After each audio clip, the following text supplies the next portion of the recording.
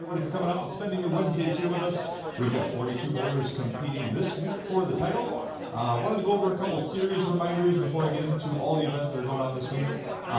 Remember, in order to be eligible for the finals of this series, you do need to bowl at least half the games, or sorry, half the events that are in the series, which are going to be, you need at least 7 events bowled. If you want to see how many events you have bowled, they're up here on the attendance sheet that we have at the bowling counter.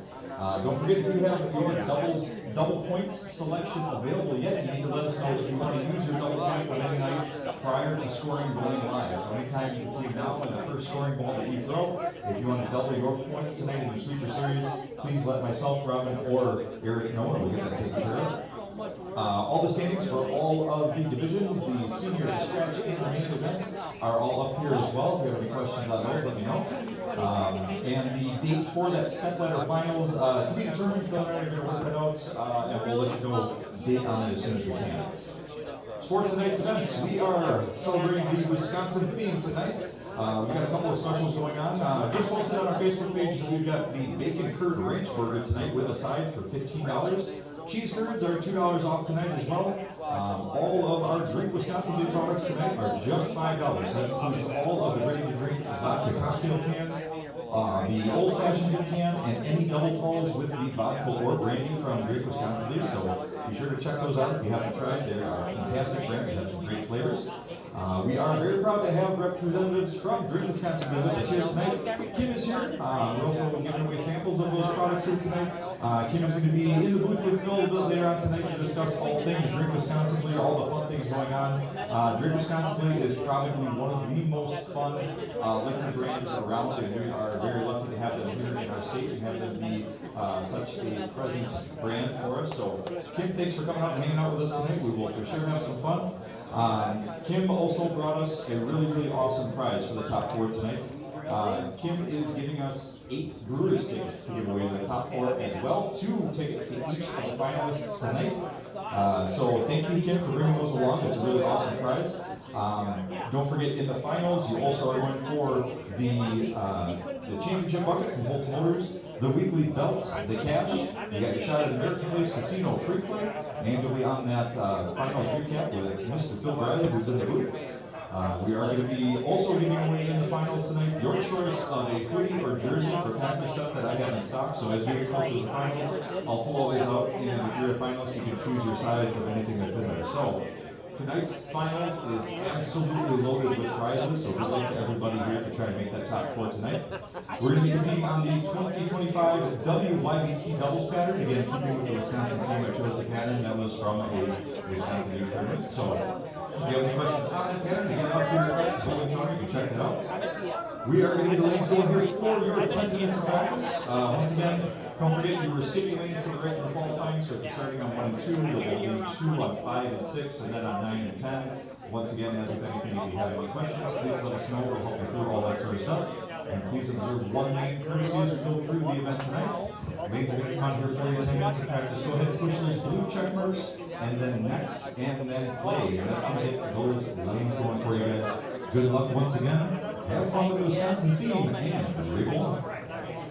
All right, thank you, Kevin. And we are underway with practice here for Week 9 of the American Place Casino Summer Sweeper Series. Thanks, everybody that's joining us on the 10 on the Deck YouTube channel. Thanks, everybody that's joining us on $2 Phil Facebook. Appreciate you joining us tonight. Field in the mid-40s tonight for a number of bowlers. So once again, we'll have a nice sized top prize once we're done.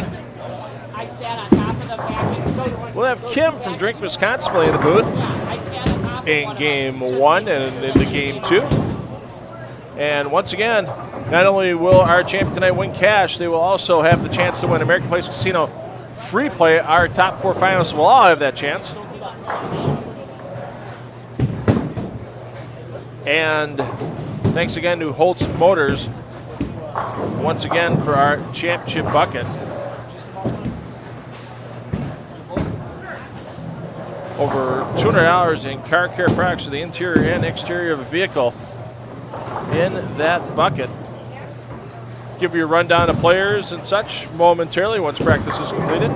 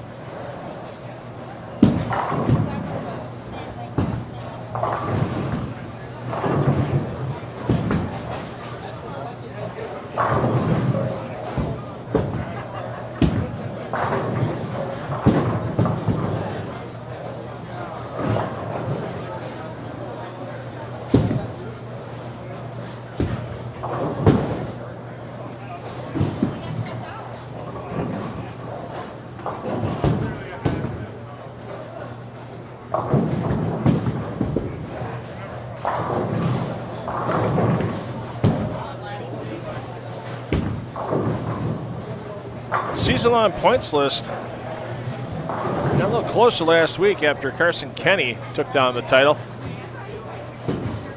You saw Carson warming up in lanes 9 and 10.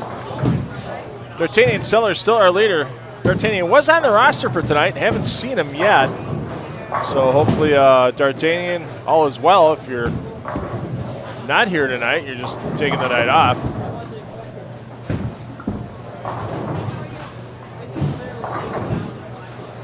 Ben Medina still leading the scratch division, and Steve Bequest just ahead of Rob Kenny in the senior division.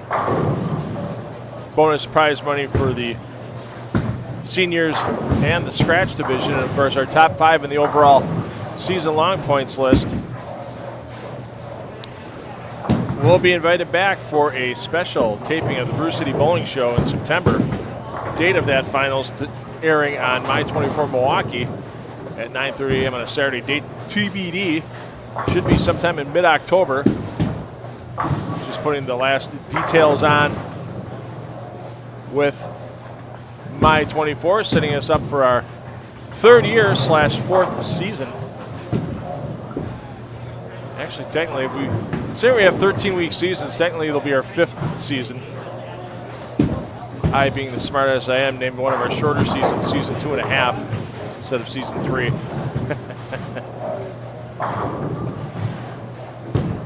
But glad to be bringing you some fun televised bowling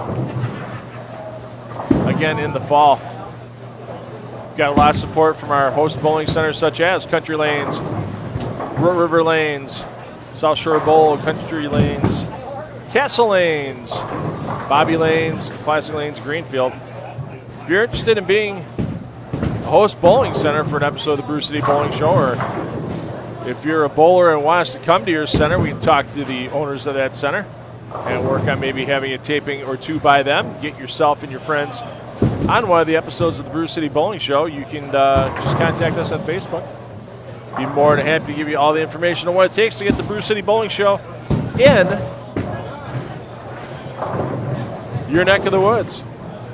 About 4 minutes of practice left, then we'll have player introductions, and then we'll talk to Kim from Drink Wisconsin, please. All the great products they offer and what they're doing for specials for the bowlers this evening. They've got a nice little table set up.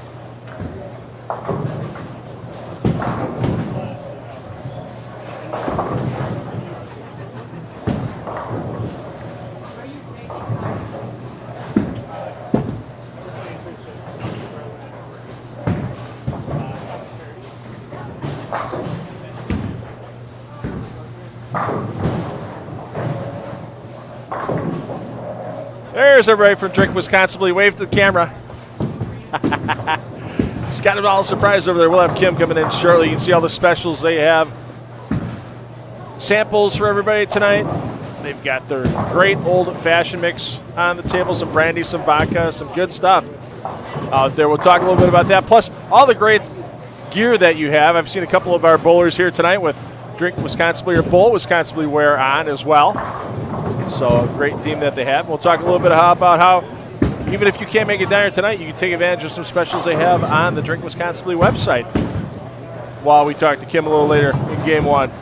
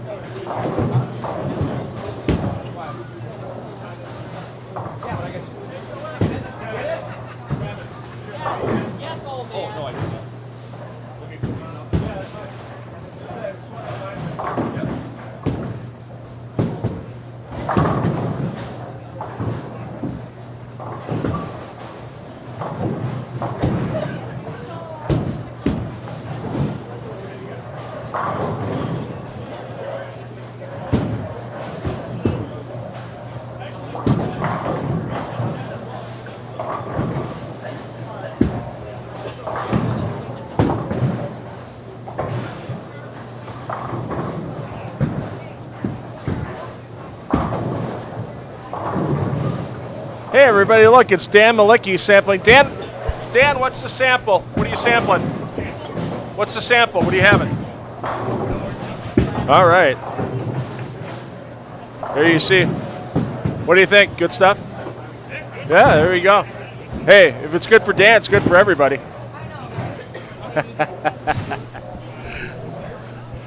About a minute left in practice, and then we'll get your bowler introductions underway here from Country Lanes and Franklin. Week number 9 of the American Place Casino Summer Sweeper Series. Getting ready to roll.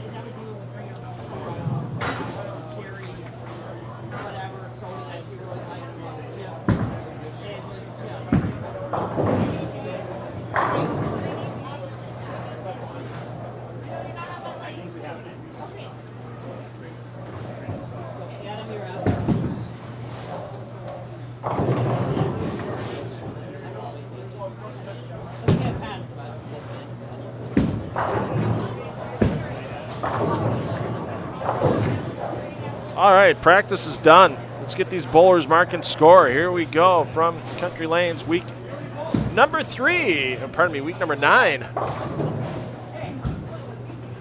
3 squared for those of you that are math majors.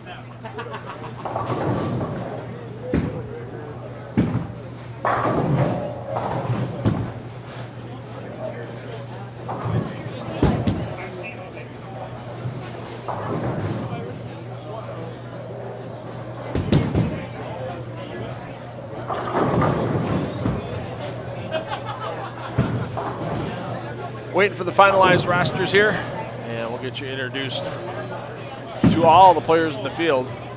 I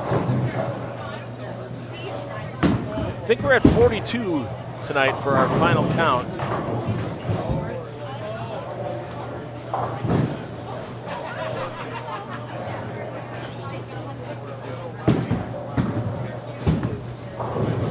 And as Bowlers Bowl, there's scoreboard we added to your Lane Talk graphical scoring. Once again, thanks to our friends at Lane Talk for providing us all the scoring graphics all season long.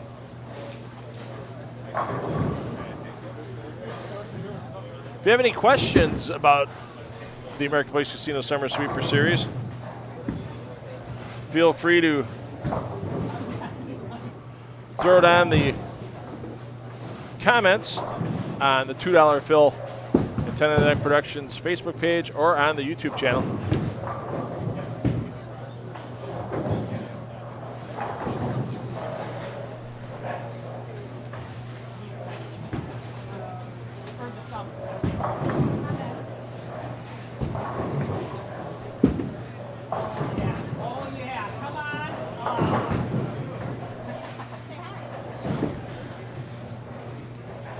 So lane 1, your bowlers, in no particular order, just because I have them in order here. Bowlers usually find a way to reassign themselves to a new spot.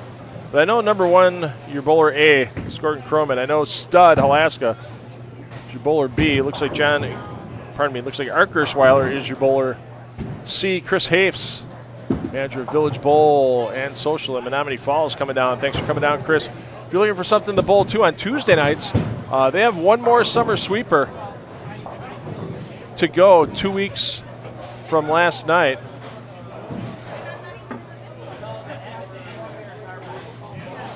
Get a hold of the Village Lanes and Social Bowling Center for more information on that, or check them out on Facebook. They put some information on those summer sweepers out there as well that they're running.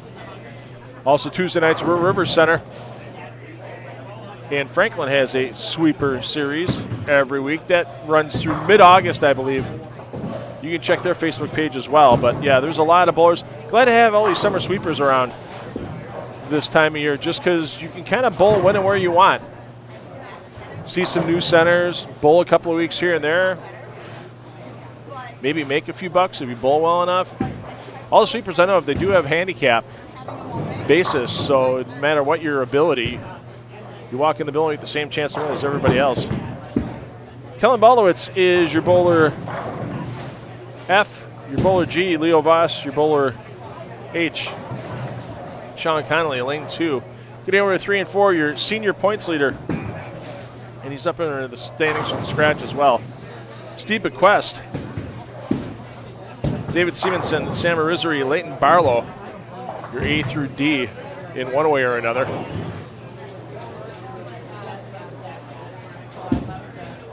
And it looks like Ian Kloss is your bowler F. Then it's Todd Juilliard, Scott McDougall on lane number 4, your G and H. We'll see which one is which shortly. Yeah, it looks like Arizari is your A. So once again, I give you the lineup as I have them on the sheet. How the bowlers assign themselves once they get to their pair of lanes, well, that's up to them. So.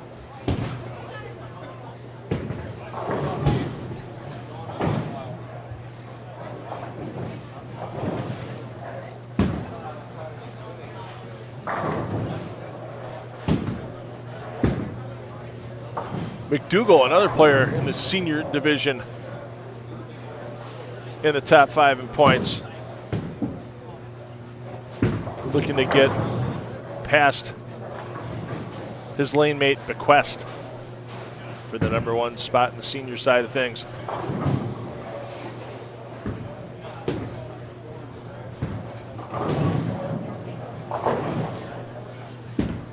Hope some of you last week had a chance to see the remodel. We'll show it to you again in a little while. Last week we showed you with the old carpeting in here. This week carpeting was replaced over the weekend.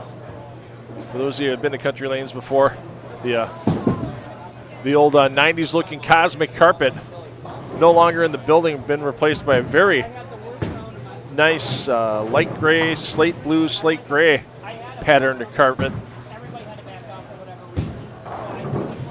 And everything that Kevin's been doing here to make sure people of all ages and abilities can come in and enjoy ADA compliance with the bowling settee area. I mentioned it last week about the young man in a wheelchair, had no problem getting to the lanes and back. It was a beautiful thing while he was getting some bowling in.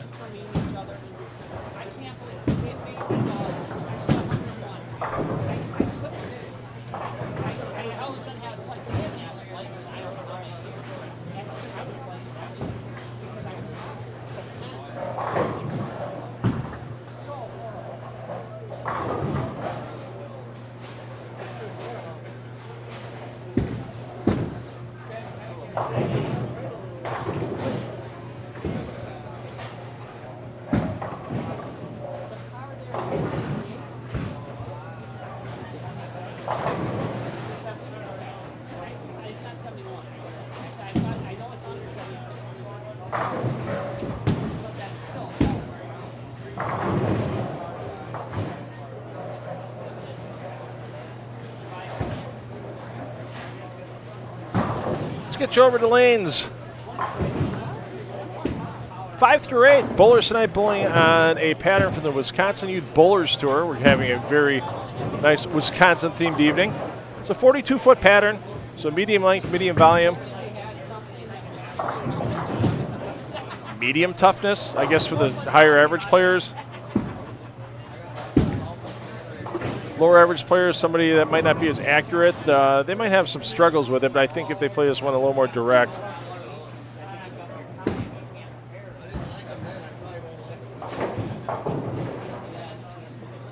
Especially for a lower rev player.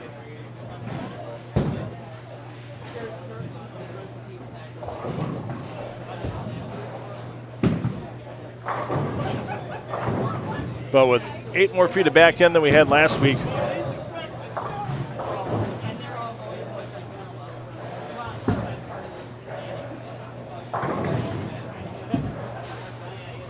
As trouble found on lane 7.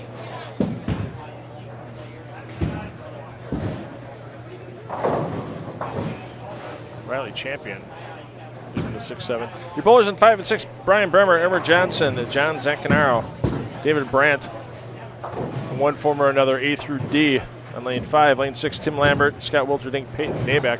There you see Nabeck. He's actually your bowler F, even though he's listed as my bowler H. Nabeck, wow, goes past the 6'10". That young man usually a pretty good spare shooter. Nabeck right there, though. Pulls it right. Only gets a 10. 7 and 8, Jess Anderson. Riley Champion, Jaden Kenny, Sam Medina Conchi, your A through D in one form or another on 7. Chris Hoffman, who I have listed as my F, is actually H, as he begs for the crossover and gets it. Have some pride, Hoffman. What, all those boards had arrows on them. You pulled the 3 boards and they all had arrows. Hoffman with the opening 3-bagger. We've got the line in from FanDuel this evening. The line for the number of 10th frames that Chris Hoffman fills during qualifying is the over-under is 1.5 after last week. He went 0 for last week. Chris thought I forgot that. I did not. He went 1 for 5 on the entire evening. And I opened in the 7th, 9th, and 10th of the last game of qualifying to take myself right out. Yeah. It happens. Get your redemption this week, Mr. Hoffman.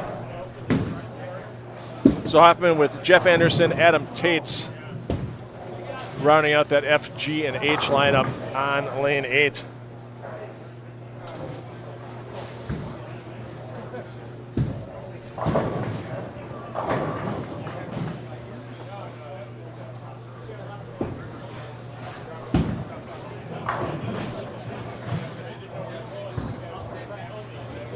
taking a peek around here, as we mentioned, this 42-foot pattern. As compared to last week, would think it would be a little bit more in the way of available striking to our players, but I only see 2 opening turkeys. One of those being by Chris Hoffman. Other one being on lanes 9 and 10, so we'll get over there in a minute or so. Remember, you can watch all the pair feeds with the ambient audio on the 10 on the Deck YouTube channel. So if you want to follow Chris Hoffman all night, watch every one of his shots, because we might not be on him in the Strike Central feed. Open up another tab. Go to YouTube if you're not there already. If you're watching us on Facebook, go to 10 on the Deck or search 10 on the Deck on YouTube, and then do that in a second tab, because then that way you can keep the audio on with us, because we give you score updates. As we said, we'll be talking to Kim from Drink Wisconsin shortly, and get you some, follow some hot hands and players are making runs towards perfection. And then you can watch your favorite players. They move pair to pair on that other feed. So and remember, our players skip a pair land on the second every game, so they go all the way across the house in the night. Players you see on 5 and 6 this game will move to 9 and 10 in game 2 and 1 and 2 in game 3. Bowlers on 7 and 8 now go to 11 and 12, and then they end up on our championship pair that'll be used tonight, 3 and 4. Our championship pair always lanes 3 and 4 here at Country Lanes.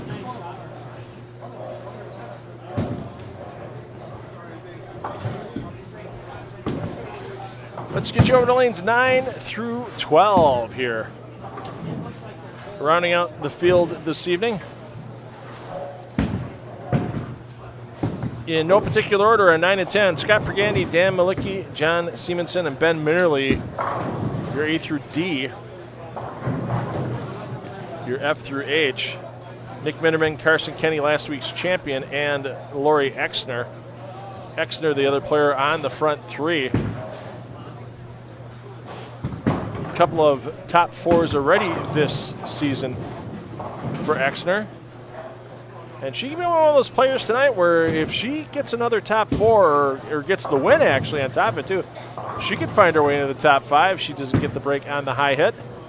But quality spare shooter that Lori Exner is, shouldn't be too much of a problem for her. Cover things up.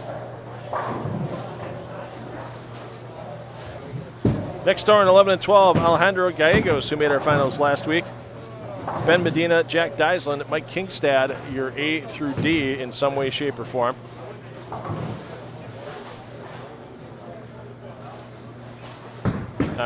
Lane 12, Domo Fortson, Rob Kenny, and Steve Belanda. The Hammer rounding out our lineup.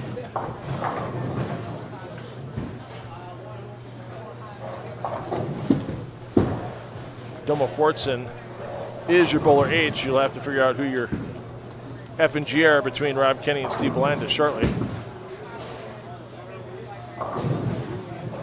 And no worries about 300 game 1 as Chris Hoffman came up a little light in the 4th frame. 2-4-5 is left.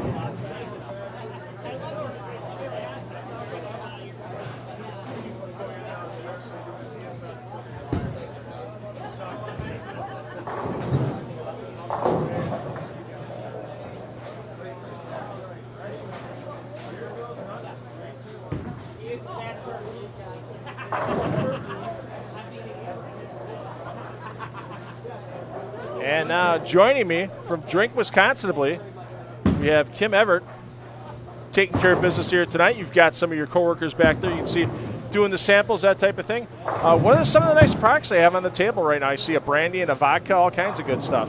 You do. We have our entire lineup. We have our most famous brandy, which is really fun because it's different than anything else on the market. It's aged in sherry casks, and then we add a little bit of port wine for depth of flavor. And then we use that to make our canned old-fashioned drinks, which is our most famous and popular drink that we offer. They are also sampling that over there as well. For those people who don't want to muddle at home, or maybe they want to take it on the road with them somewhere, nice old-fashioned in a can. Oh, it's convenient. If you're on the boat, I mean, who has time if you're fishing on the boat to make an old-fashioned? It's right there in the cooler with a can for you. It's a perfect thing. Perfect. So, and, of course, with the vodkas, here's the cherry lime vodka. This is one that Kevin Meyer, the owner here, turned me on to. So great stuff, especially because it's made with real fruit juice. Real fruit no juice. skimping, which is the best thing I like about it, too. And it's smooth. It really is smooth. Right. It's made with our own vodka and real fruit juice. No artificial sweeteners or colors. Nothing fake. only the good stuff. Yeah, that's the way it should be here in Wisconsin, because we're not fake people in Wisconsin. We are not. We are genuine people in Wisconsin. So Drink Wisconsin, it's been around for a while, but what's kind of the origin story with how Drink Wisconsin came to be? Drink Wisconsin started as a lifestyle brand. They have merch. Most people know us for our t-shirts, like Kevin is wearing the Wisconsin t-shirt right now, which you can find all over Wisconsin. And so it started with merch and social posts. A lot of people follow our fun social. And then in 2019, we started with our brandy. And from there, the beverage brand was born. And it's just expanded since then. There is an actual physical Drink Wisconsin bar, for those that might not know, in downtown Milwaukee as well. There is, right at the Deer District in the Fiserv Plaza. And that has been there since 2019 as well.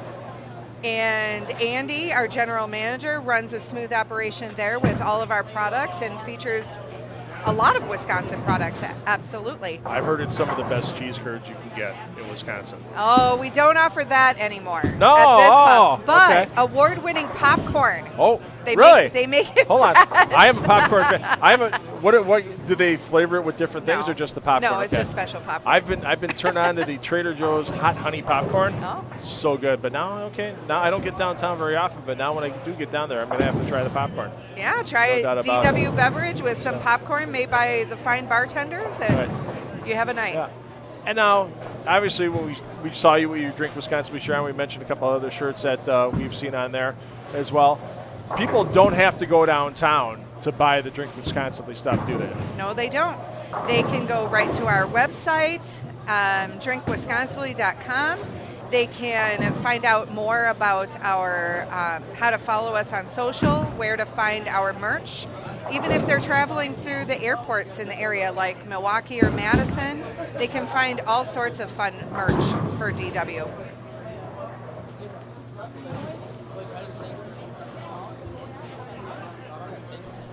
So they're sampling all products that the brandy, the vodka products. Is there anything in the pipeline that's maybe another type of distilled beverage that DW is bringing out sometime in the near future? There is. It's a secret as to what, but okay. I'll create the hype by saying we are going to launch 3 new products next year, because everything good comes in threes. But we will be coming out with a few products that we are very, very excited about. The packaging is already being designed. The flavor profiles are already in design. We're very, very excited. It'll be a perfect fit to what we already have. And while you're enjoying that cherry lime DW vodka cocktail, I'll tell you about also we have a cran apple, and that doesn't lead like sweet. Like so many do lead with sweet right now. That one has a tart cranberry flavor because Wisconsin's also known for cranberries. #1 state for cranberry bogs. Oh, that's right. You get up in northwestern Wisconsin, it's all Yep. cranberry. Yeah, the Warren's Cranberry Festival. Yep. Actually, I remember going there quite a few years ago. Yep. And then we also have an orange. And the orange is really fun. It was designed to be kind of like a nod to Orangina, if you remember that. Yeah, unfortunately, I wasn't an Orangina fan, yeah. Oh, well, I am. Sorry, okay. All right. But it kind of tastes like a vodka mimosa. Oh, okay. That'd be great for a Sunday morning breakfast, no doubt. So. Or any other day of the week. All right. And we're going to bring up a little bit of the Drink Wisconsin website here as well. There you can see you guys are one of the sponsors of or partners with the Milwaukee Brewers. So I like the beers and brats and baseball, of course. Then the dive bar collection. I know there's a Facebook page that's Wisconsin Dive Bars. Is that anything directly to do with Drink Wisconsin or no? Not at all. Okay. So that is somebody else, but we have always offered our dive bar passport, which is really fun, and you can go to a number of different dive bars throughout Wisconsin, get your passport stamped, and you win a t-shirt after you're done. It's a really fun nod to Wisconsin. And oh yeah, there I see it in the middle of the page. Yep. Dive bar collection. Yep. So let's scroll down a little bit. There it is, the dive bar. Hey, if we're going to do it, let's show it off and do it right. So for the $35 that you see for the dive bar passport, What does someone get with that dive bar passport? Well, they get to learn a lot more about the different bars, dive bars, and taverns around Wisconsin, most of which feature our products as well, I should say. And they get to just enjoy Wisconsin culture. Wisconsin's known for this, right? And Drink Wisconsin loves celebrating anything Wisconsin. And if you buy it now, you think, oh, 2026, the year's more than half over. It's not good just for this year. 2 years. 2 years. It's a 2-year passport. So yeah, so it's a beautiful thing, and they have all the locations on the map here. Right. Hey, no matter where you go in Wisconsin with that dive bar passport, as you see right there on the map, you're going to find someplace near you, no doubt about it. So if you're going up to the Northwoods, you're going to Green Bay for a Packers game, you're going out the Mississippi River for Oktoberfest and lacrosse, you'll find something on that dive bar passport for you. Absolutely. There's no doubt about that. So yeah, be sure to keep that in mind as well. So we're going to take a little break here because the bowlers are going to move, but I want to talk to you a little bit more about things that are going on with Drink Wisconsin, because I'm learning a little bit more as we go along, and it's great to have, because I see the T-shirts all the time, and Kevin's got me in a Bowl Wisconsin T-shirt on occasion as well. I forgot I didn't wear it tonight. I apologize. But it's gear you see everywhere. You see it at Brewers games. You see it at I was out at Lake County Dockhounds game. The Country Dockhounds game, and some people were wearing them out there too. So yeah, you'll see it all over the country. Right. That's what makes it fun. So she's Kim Everett from Drink Wisconsin. We're going to back in a little bit more in game 2. There's some sampling going on around here, and we've got players that are going to be moving pairs and lanes shortly. So we'll talk to you in a little bit again, Kim. Thanks for stopping in.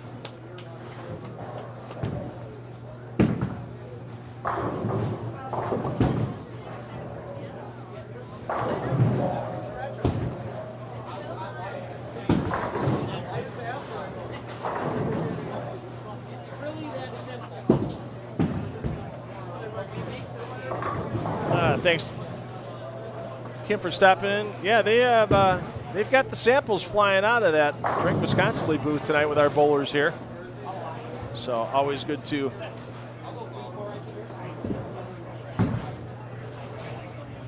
keep the bowlers happy. Chris Hafes with the conversion of the 1-2-3-5 a little earlier. Not that we saw that. Blame that on Randy came running down here and said, "You got to get this on camera." Hey, you made it. That's all that counts. It's just like making a 10-pin at that point in time. Once again, if you show up for a American Place Casino Summer Sweeper Series event, you may be subject to some form of shenanigans from the booth at any point in time.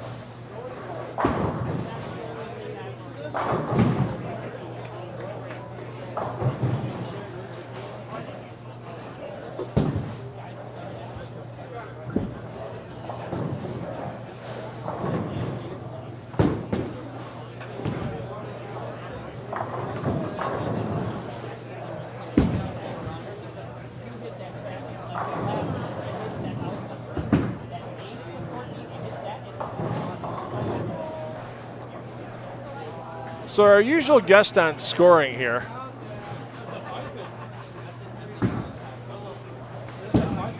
is last week. I guess the cut was going to be about 600 with a handicap. Ended up being in the 580s.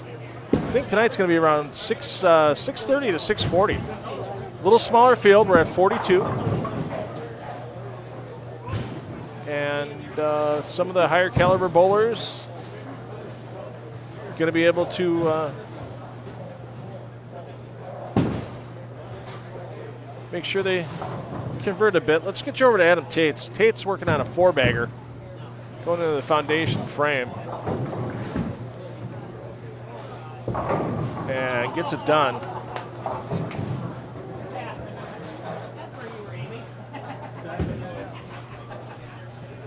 Three big scores possible out there. Hoffman can go off the sheet for 234. Tate's can go off for 255. And I believe it's Riley Champion, your A, on the scoring on lane 7. Has a chance to go off the sheet for 277. So we'll stay here for the remainder of this first game.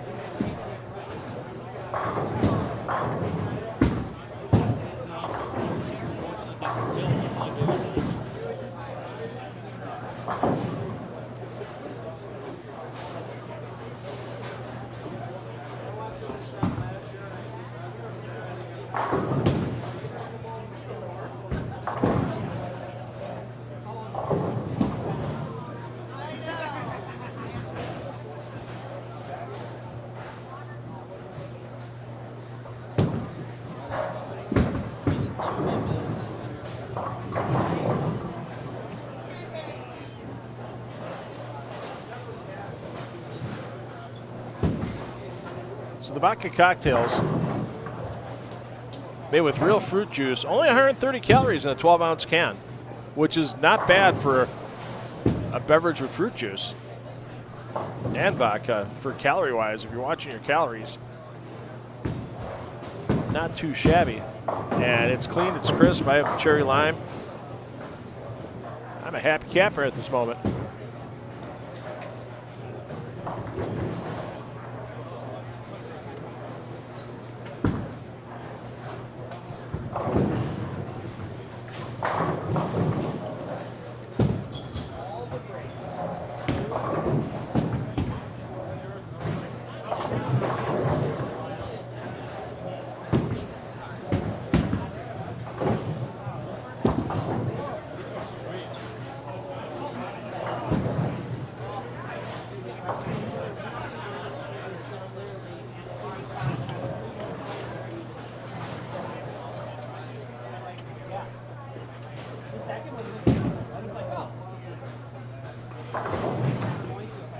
Tate's going to step up with that chance for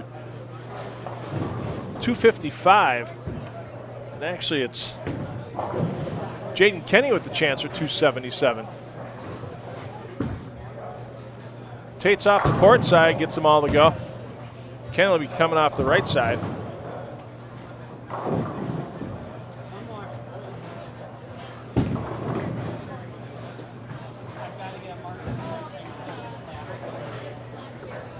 Jaden's brother Carson took down the victory in week 8 on the 50-foot PBA Badger pattern. As Jaden Kenny gets all 10 to go. Tate's looking for the 70-foot lane on that shot. Unfortunately, not there.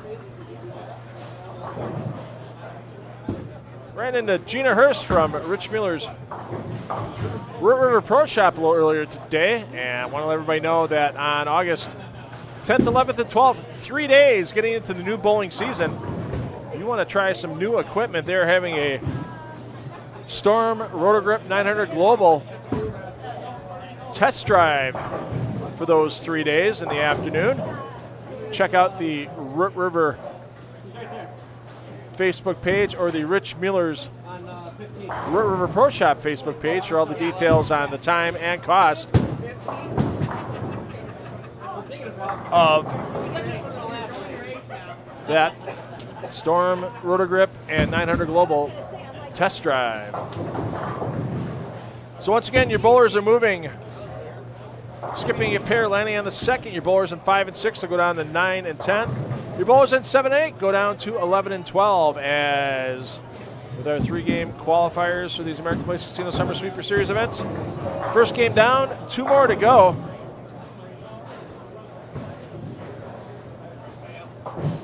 And we'll be back with myself, $2 Phil Brylow, and Kim Everett from Drink Wisconsin for a little bit in game 2.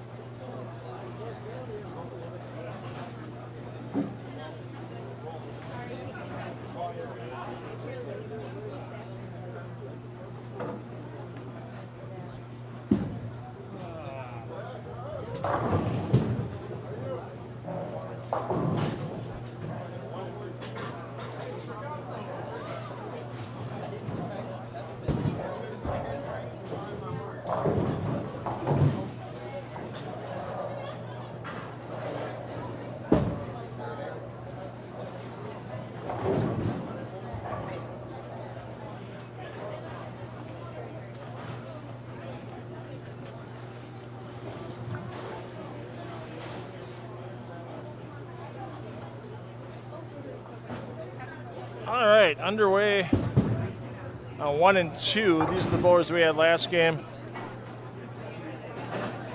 On 9 and 10, so in no particular order.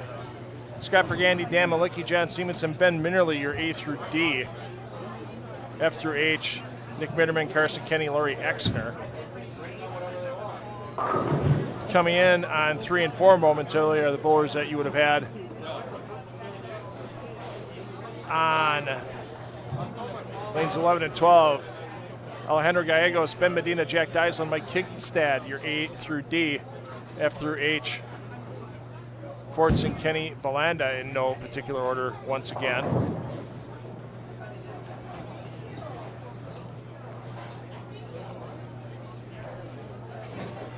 Kevin Degner, thanks for letting me know, buddy, that there's 2 weeks left at Root River. Hope you're doing well. Know it's been a busy summer for you. Glad you're popping in on the stream tonight. Kevin, one of our top 5 last year. That made the special edition of the Brew City Bowling Show.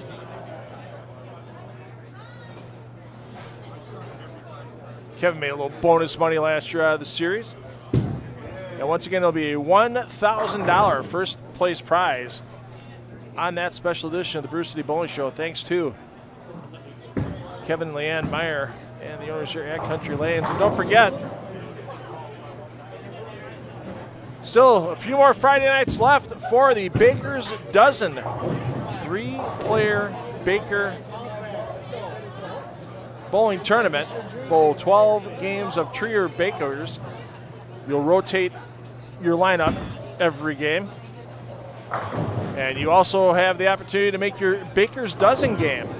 How it works is whoever bowls your 10th frame in game 1 gets frame 1 of your Baker Dozen game. 10th frame of game 2 is your 2nd frame. And it's the first part of that 10th frame. So if you strike first ball of the 10th frame, you get credited with a strike for your Baker Dozens game. If you spare, you get a spare. If you open, you get an open. So if you get the game 10 and your bowler opens, you don't get any score towards your special Baker's Dozen game in the 11th, 12th game. So a little extra pressure for that player coming up. Drink Wisconsin, thanks for checking in on the $2 Phil Facebook page. I apologize. I thought I see you all the time on my personal page with Drink Wisconsin.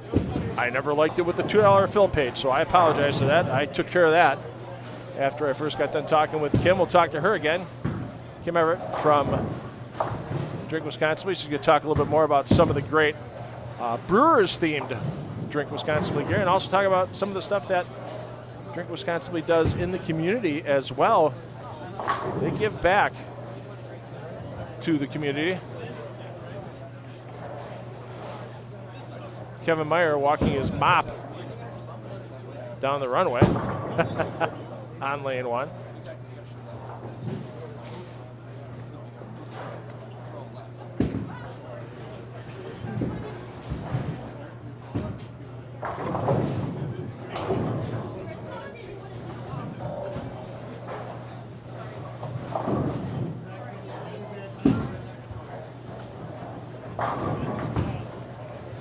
So we should have that cut score in for the eliminator. That usually gives us our first little initial guide as how scores are going to be for the evening.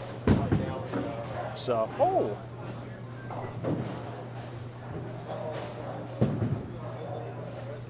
Thank you very much. Drink Wisconsin taking care of business tonight. Got me a can koozie to make sure my beverage stays nice and cold.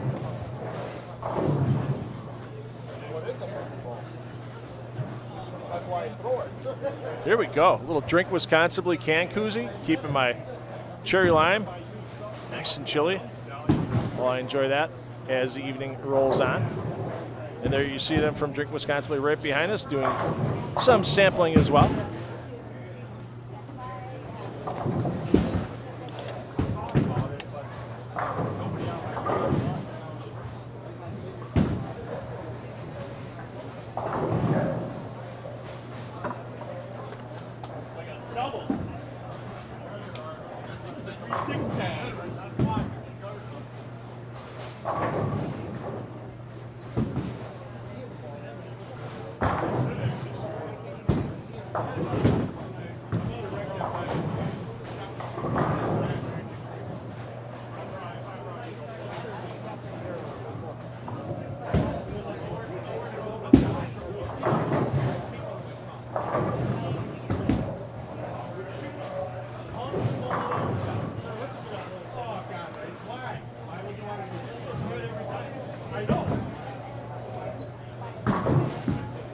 Once again, our champion tonight.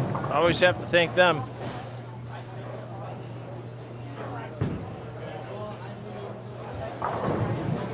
Week in and week out, our friends at Holtz Motors and Hales Corners.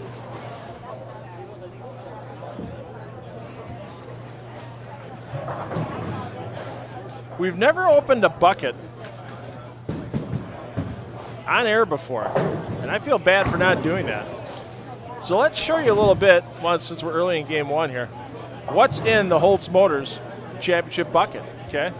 Nice lid, nice sturdy 5-gallon bucket right here. Thanks to our friends at Holtz. Let's see here, we've got a nice glaze polish hydro water spot detailer, so that way it keeps the water beating up on your car and not spotting.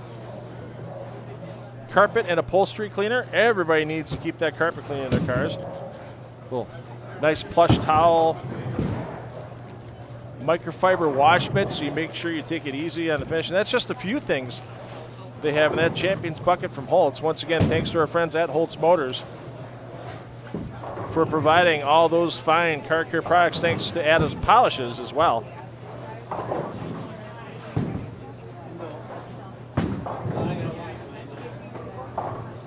As they help Holtz put all those buckets together.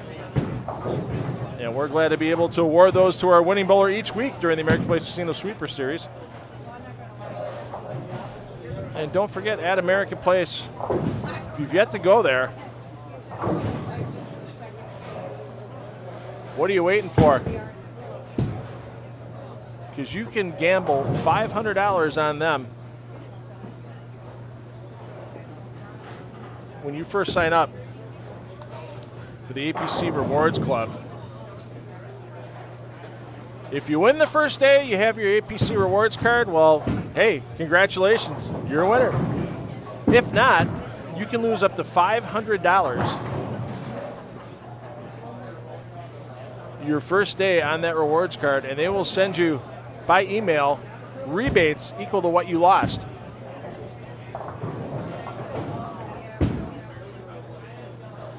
You'll get an email within 14 days for that rebate, up to $500 in free play losses.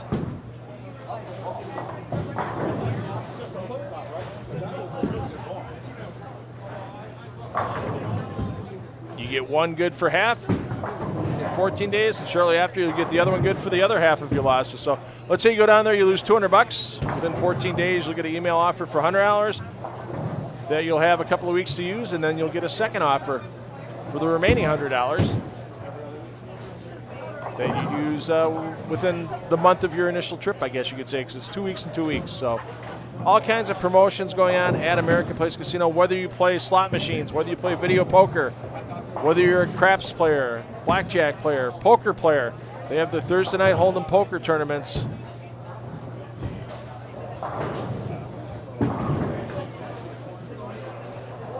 $200 entry fee, and you can win up to $5,000 in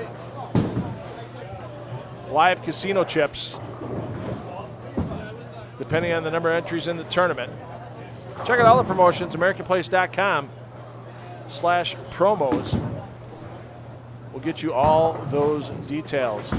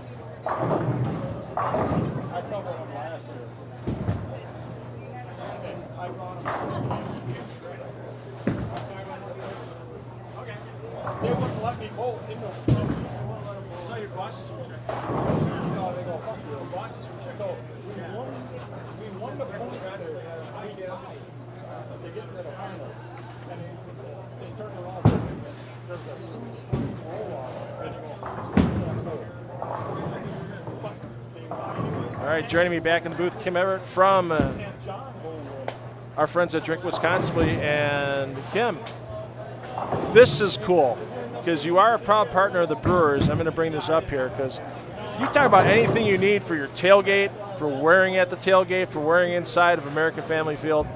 You have it at Drink Wisconsin. I love that cooler. I mean, talk about how cool would that be for somebody's tailgate? That is a lot of fun. Yeah. It is a lot of fun. And then my favorite jersey on here, and I'm going to get a close up on it here, especially because of the days sober on the back, was 00. So Absolutely. So and so it looks just like a Brewers. Like if you looked at it from far away, if somebody was across, you'd be going like, "Why isn't that Brewer logo look right?" I mean, it's that close to the Brewers official jersey. It's really cool. Absolutely. And you can wear that when you go to the game. And when you go to the game, you can come visit us at our Drink Wisconsin corner bar, which is out in right field on field level. On field level, okay. On field level. So it's really fun when you see the field level on the right corner. It's right there, the corner bar, where you can find all of our products, including our. Have you been to the stadium for a game? Yes. Have you seen the bobber, the old fashioned and the bobber? No, I have not. I have not. Well, that is a Drink Wisconsin old fashioned. Okay. And with a collectible bobber that you can take home with you, which matches the bobber on their jerseys now. So you can get that. You can get any of our vodka cocktails, any brandy cocktail, vodka cocktail at our bar location there.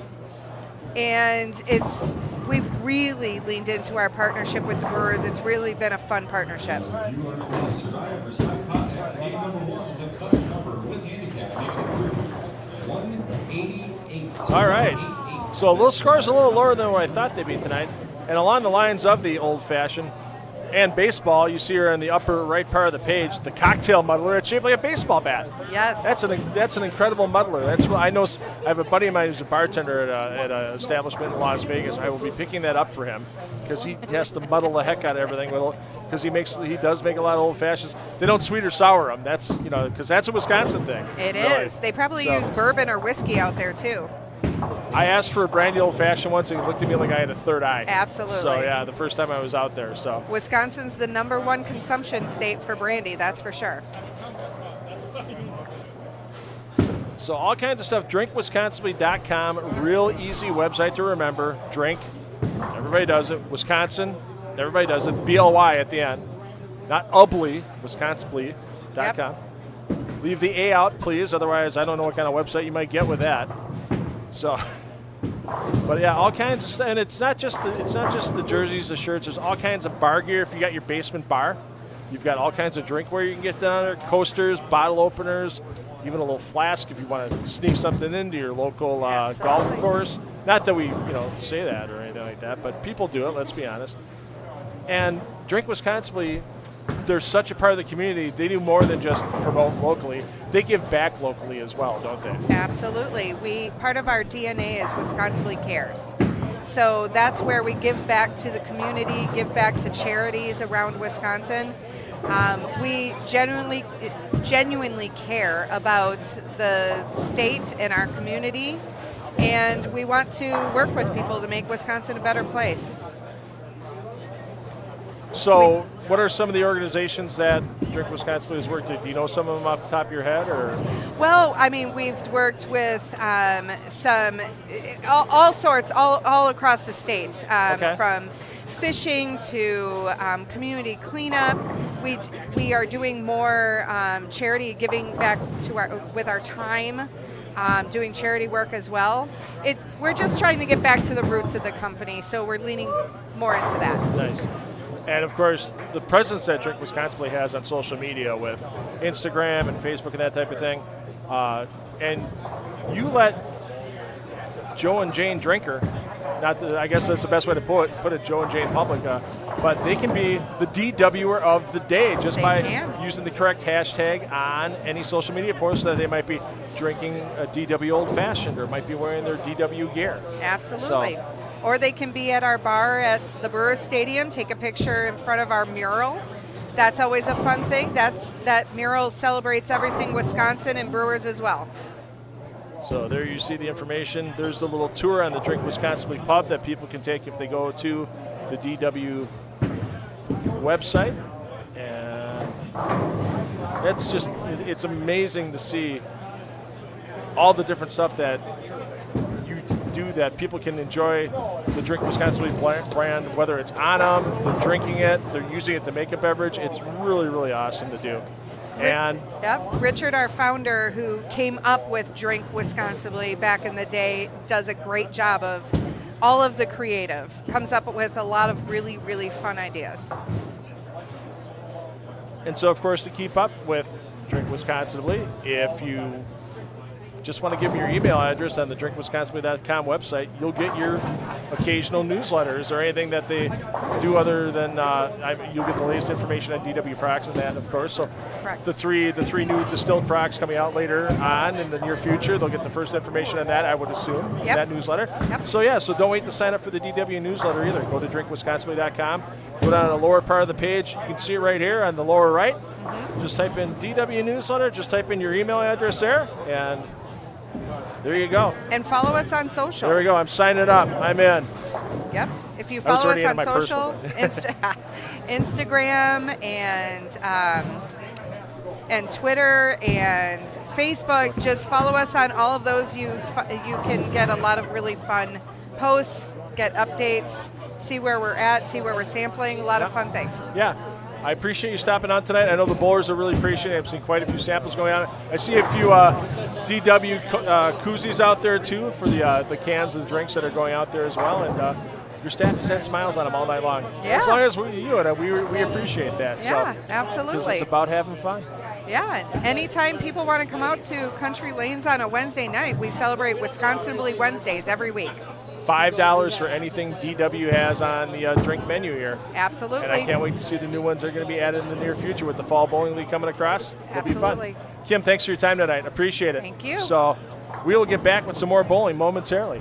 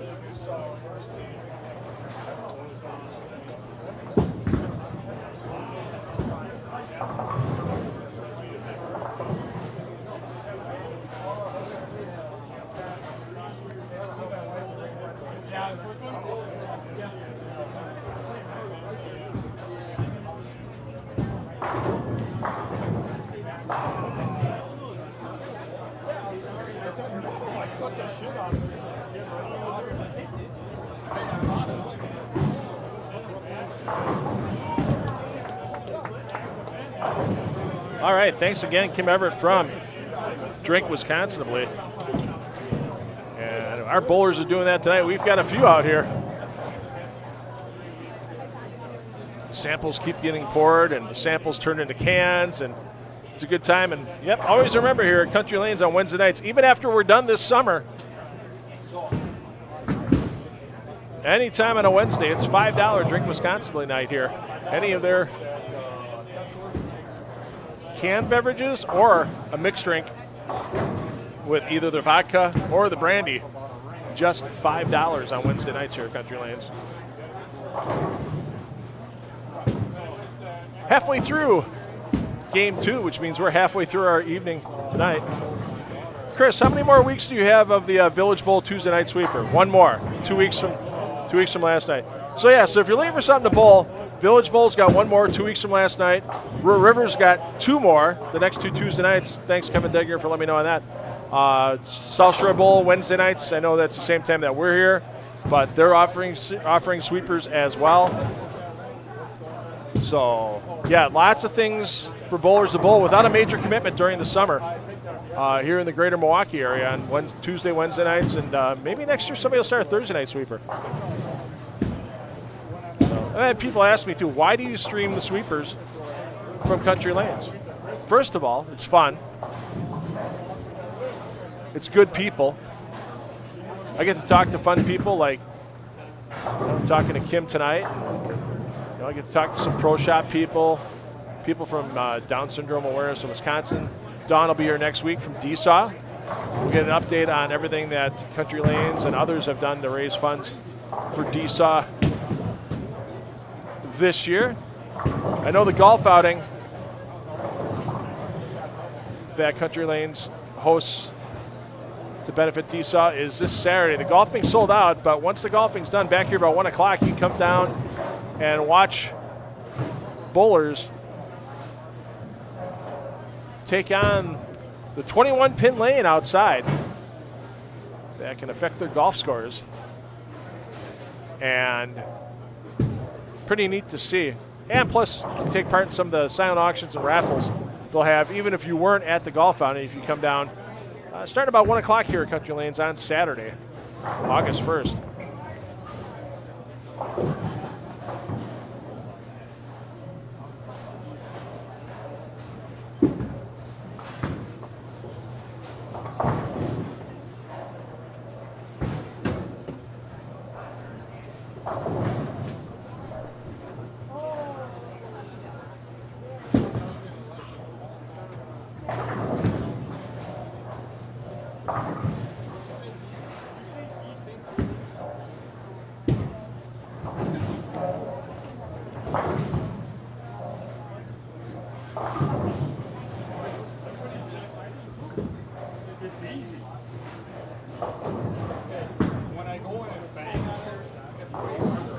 I love it too on the DW website. If you haven't seen it yet, they have a really cool Wisconsin bowling alley posters.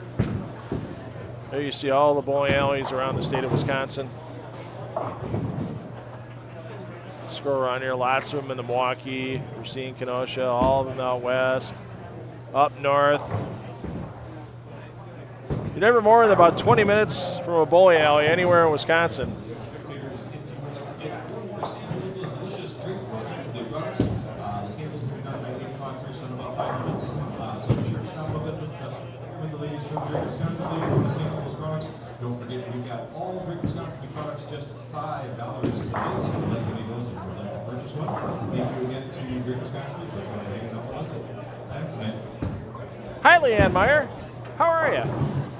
Not too bad. Cheers to a good night with DW. We've got our koozies. We're all set. I have the cherry lime. Your husband recommended the cherry lime to me. Cranberry, I heard that one's pretty good. Cran apple. I usually have the brandy old fashions, but I just couldn't do brandy at night. I can't do that anymore at my advanced age, apparently. My brain has way too many tabs open. 4 of them are frozen. I have no idea where the music is coming from. Been there, done that. So as I just did that right there, because I've constantly had the DW website on for about 30 seconds there, so apologize, everybody.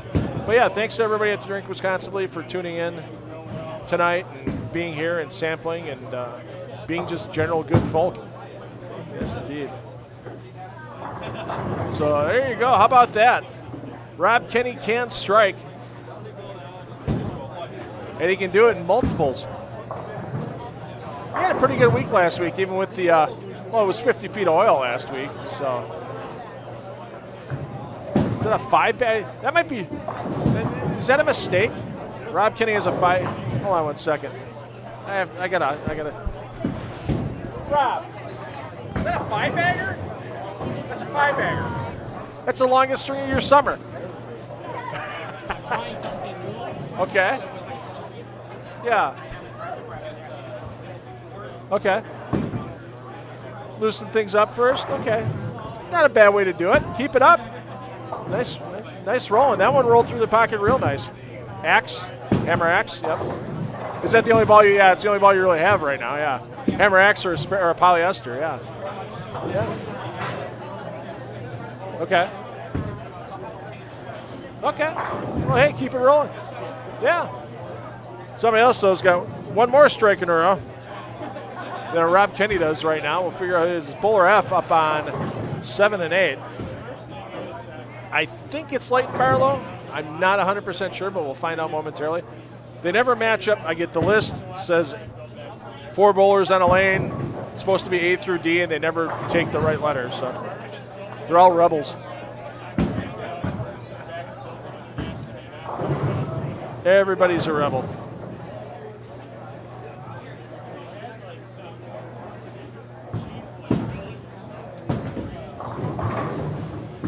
Brian Austin. Brian, Matt Duty not here this evening. So if you think you saw a Matt Duty sighting, was not Matt. He usually checks. He'll be here sometimes. He'll spectate. Sometimes he'll come here.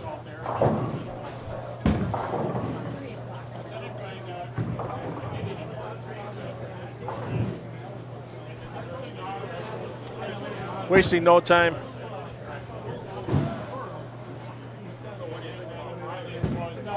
Kim from Drink Wisconsin was kind enough to give me a Bowl Wisconsin sticker. Wasting no time slapping it on my laptop.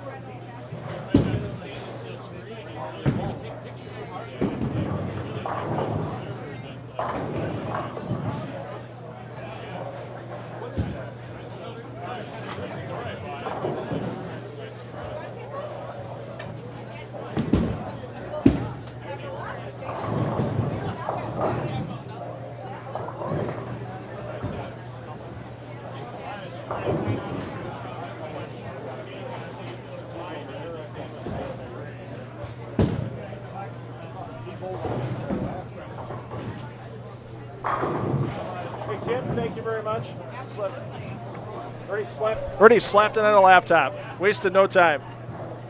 Got it with my Howler House laptop sticker. So, yep. Howler House and Drink and Bowl Wisconsin. You have to Bowl Wisconsin if you're a Howler House. Have you ever been to Howler House, by the way? Oh, it's spectacular. You'll have to go sometime. 21st and Lincoln. The oldest 2 certified bowling lanes in the country. You have to go downstairs into a basement. It's older than Bobby Lane's. It's 20 years older than Bobby Lane's, actually. I first met Kim at Bobby Lane's when we had a Brew City Bowling Show taping there back in February, March, that time frame. And Drink Wisconsin was there sampling beverages that day. And, yeah, so Bobby Lane's one of the top 10 oldest bowling centers in the country, has been continuously open. But, yeah, Howler House is number 1, 21st and Lincoln. If you go down there, if Kathy or Tom are behind the bar, tell them $2 Phil sent you. They will treat you well. I guarantee you. We love it when we get to go to Howler House and tape a Brew City Bowling Show episode there. So we had fun last year at Bobby Lane's too. Justin, if you're watching, I'll get a hold of you. Or Sherry, or John Ernst. I'll get a hold of you soon. Maybe we'll be back. I'm hoping to be back there. We had a lot of fun during our time at Bobby Lane's. And we always have fun with our tapings here at Country Lanes as well. I've said it before and I'll say it again. We need more unicorns in bowling. We definitely had that during the first time we were here for the Brew City Bowling Show at Country Lanes. We had Sparkles the Unicorn cheering everybody on. It was a great time.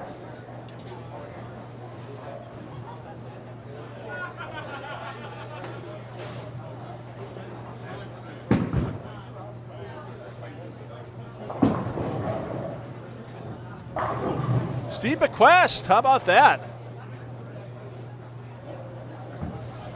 Bequest with a nice string going right now, six-bagger. Man leading the senior division. He's in the points in the scratch division and in the overall for the season.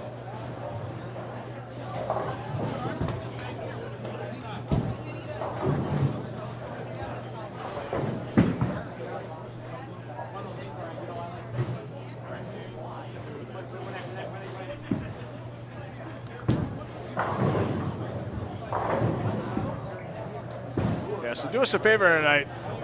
We'll have that little bit of a break between the qualifying, third game of qualifying, and our top 18 round. Go to drinkwisconsinly.com. Check out all the apparel that's available to you. And it's never too early to think about Christmas. And if you have a friend of yours that has a basement bar, they've got some pretty cool packs you can put together.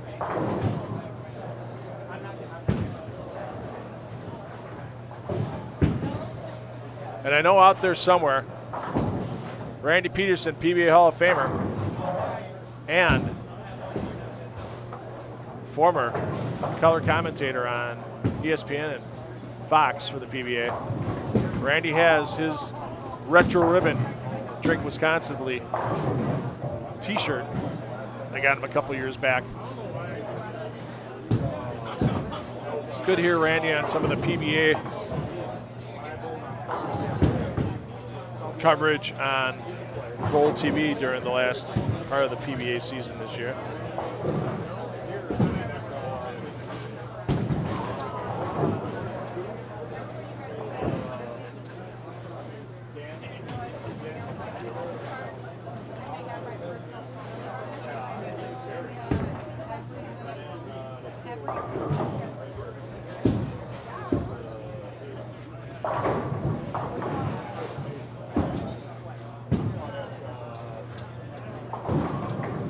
Anderson struggling with single pin miss. I think we may have the youngest player in the house and the oldest player in the house on the same pair tonight.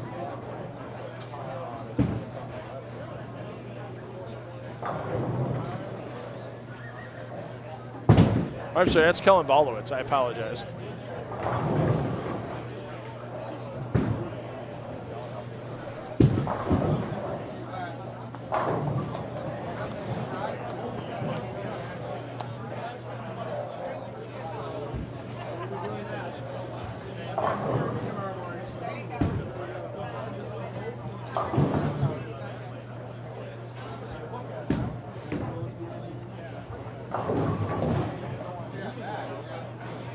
McDougall going for the 2-pin. Wow, and hooks in front of it. Yikes. We're getting some of these players here that are getting a little bit of a bitten by the single pin bug. Not converting.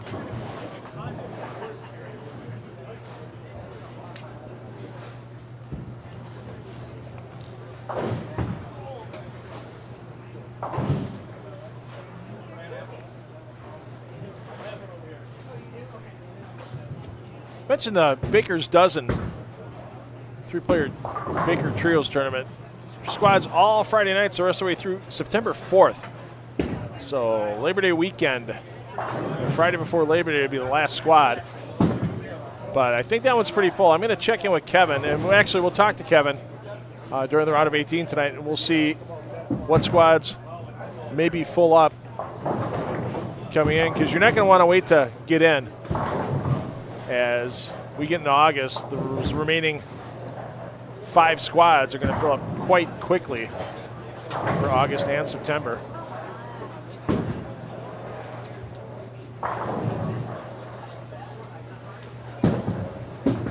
Gordon Croman, who won a couple of weeks back. Croman finding some problems there on lane 6, even the 5-7.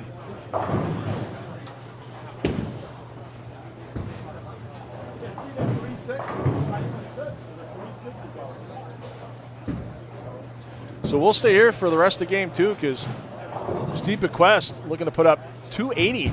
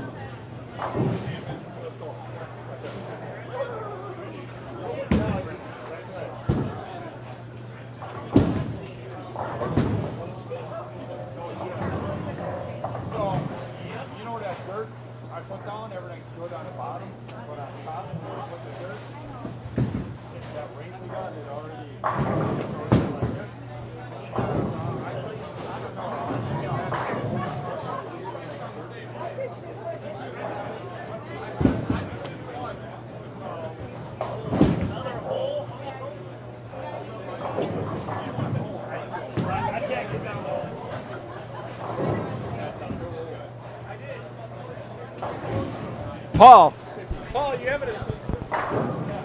Somebody check Danny for a stroke right there. As red as that. As red as his face is right there, my goodness. I mean, you're really... That's a shade of red I haven't seen on you before, Paul. I got kind of worried there for a second. I was worried for your well-being. Well, I know, but...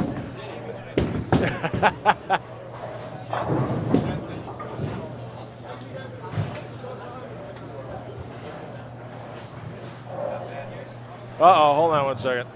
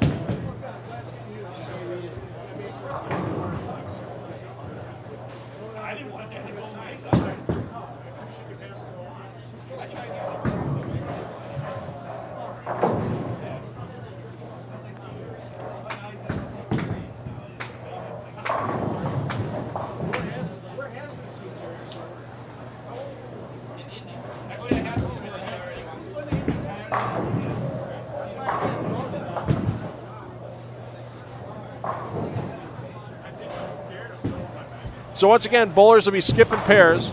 Landing on the second, 5 and 6 goes to 9 and 10. 7 and 8 goes to 11 and 12. Thanks once again to Kim and everybody that was here from Drink Wisconsin this evening. Go check out everything that's on the website, whether it's you're looking for Brewers themed gear, Bowl Wisconsin gear, Golf Wisconsin gear. Show off your pride in Wisconsin at drinkwisconsinly.com. We appreciate them being a part of tonight's American Place Casino Summer Sweepers Series event, and they left some goodies behind that our top 4 will be able to partake in. We'll talk a little bit more about that when Kevin Meyer gets in the booth during the round of 18 and the round of 9. So week 9 rolls on. Steve Bequest looking to get 280 on the board.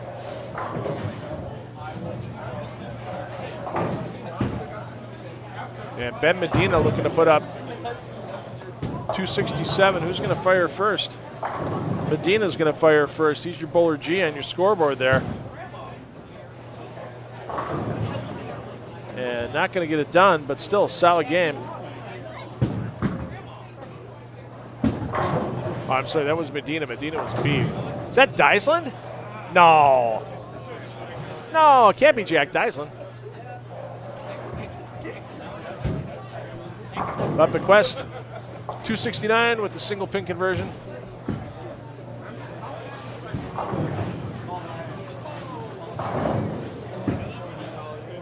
And we'll figure out who the mystery bowler G is coming up momentarily on 3 and 4.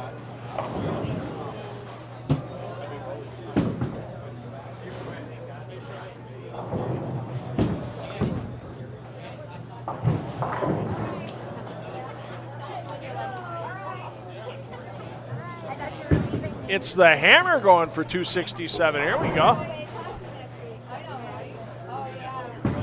As always, check out RotorWire Bowling once the PBA season starts back up again for all your PBA betting lines. And Belanda can't get them all to go. Spare here still be in the 240s.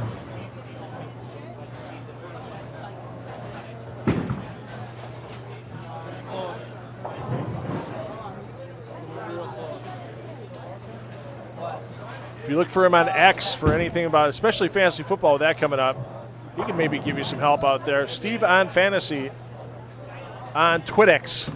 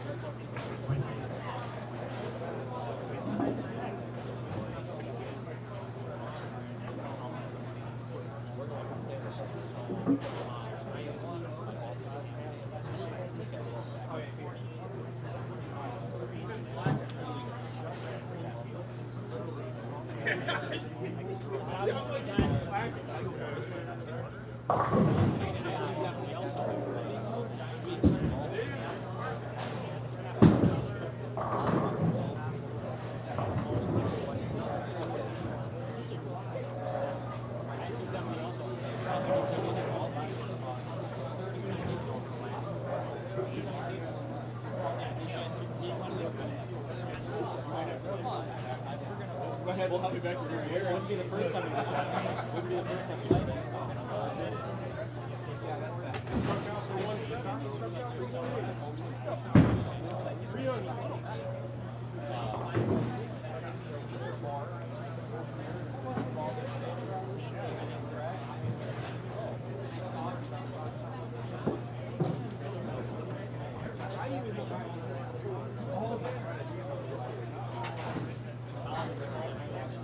And while we're wrapping up game 2, let's talk a little bit about the league openings here. Not many of them at Country Lanes here in the fall. But if you're a senior bowler, during the day they've got a couple of new leagues for you. They have a senior men's league Tuesdays at 10 a.m. 4 players on a team. You can sign up with your whole team or sign up as an individual. They'll start pairing teams up. That league begins September 15th. Wednesdays at 10 a.m. A mixed senior league on Wednesdays. Sign up as an individual or 4-person team. That league begins September 16th. One league opening on the Wednesday ladies 4-person league. That begins September 9th. Thursday at 9 a.m. there's a fun senior women's league, 4 players on a team. Stopped in here a couple times during the day to talk to Kevin Meyer about things. Ladies are just having a good time. Jukebox is rolling. Ladies are having fun. That starts September 10th. On Saturdays, opening in an every other week 4-person mixed couples league at 3:30 on Saturdays. And then beginning in 2027 on Saturday mornings at 10 a.m., there's going to be a youth singles league. So get all your information on the current league openings. And if you're already a bowler here at Country Lanes, when your league meeting is going to take place, all that info on the Country Lanes Facebook page.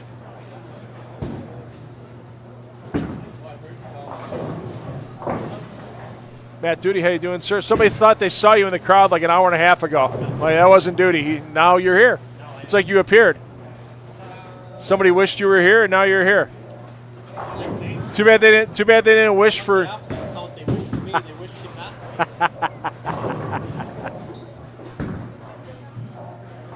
So the players we got now on 5 through 8 are the players that started on 9 through 12 tonight. Burgandy, Malicki, Simonson of the John Variety, and Minnerly on 7. Mitterman, Kenny of the Carson Variety, and Lori Exner on lane 6. Gallegos, Medina, Dyslin, Kingstad, your scoreboard in lane 7, and lane 8, Fortson, Kenny, and Belanda, once again in no particular order for any of those bowlers. We give you the lanes. They decided what letter they wanted to take in the beginning of the night.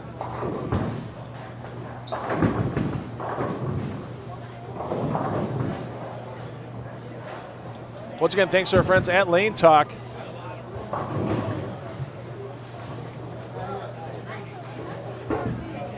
For providing our scoring graphics all season long.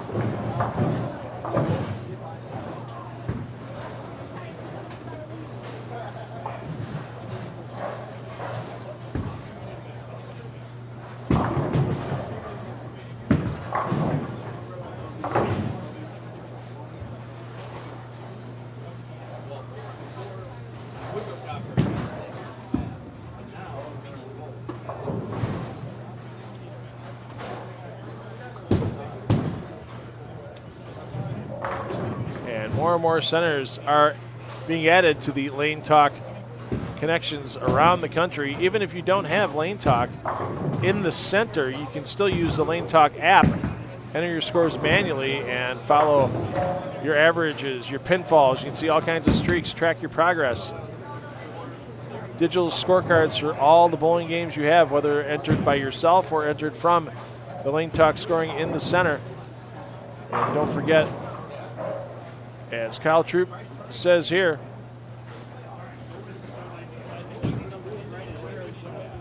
on the page, unlock everything. Try Lane Talk Pro for full access, all features, 30 days free.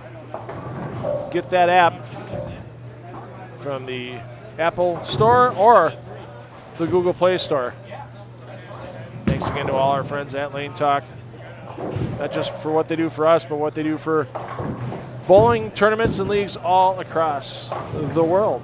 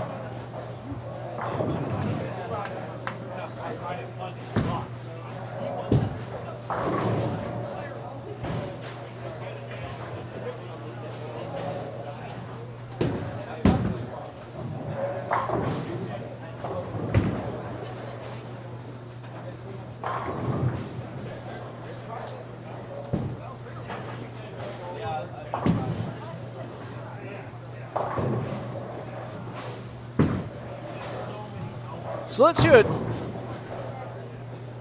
the Hammer can do here on lane number 7. Steve got off a big game of the 240s last game. Been a while since we've seen Steve make the top 4 finals. Yet to make it this year. Made a couple of them last year. And he's feeling pretty good on this 42-foot pattern right now. As that's an opening double. Steve, what was game 1? 183, but you're still in good shape. So.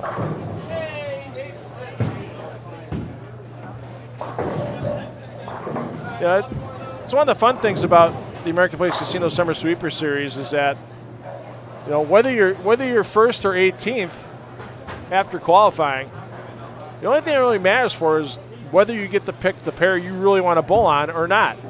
Sure, if you're a 1 through 6 seed, you're probably going to get the pair you want to bowl your round of 18 game on. If you're 17th or 18th, you don't. But there's nothing that says you can't make a ball change or do something a little different. If you're 16th, 17th, and you're on a pair you struggled on before, make that change, and all of a sudden you find 230, 240 on your scorecard. Next thing you know, you're into the round of 9 and you cash. So a little more pressure on everyone once they get into those rounds of 18 and round of 9, because all the pinfall drops from the round before, and you're just dealing with your game score for that game.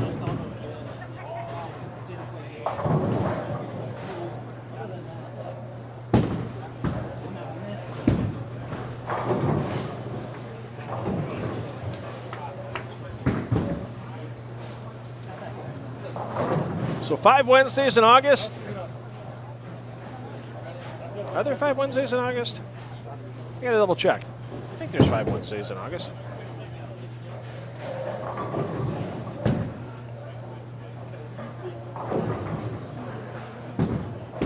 Nope, 4 Wednesdays in August. 4 weeks remaining in the American Place Casino Summer Sweeper Series. We will wrap up August 26th.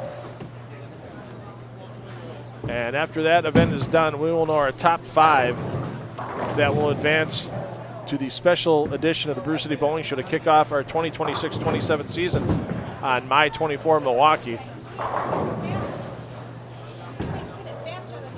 We'll let everybody know the taping date before that, so you can come down, be part of the audience, have some fun in person. I'm sure we'll have some giveaways. Who knows? We might have Drink Wisconsin. Well, we'll try to get Drink Wisconsin back. That'd be kind of fun to have for the TV show.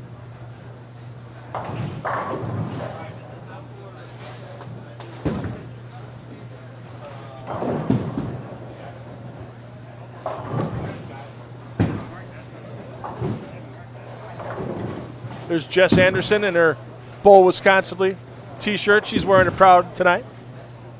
Good to see her again. Of course, the Anderson family. Jeff, Jess.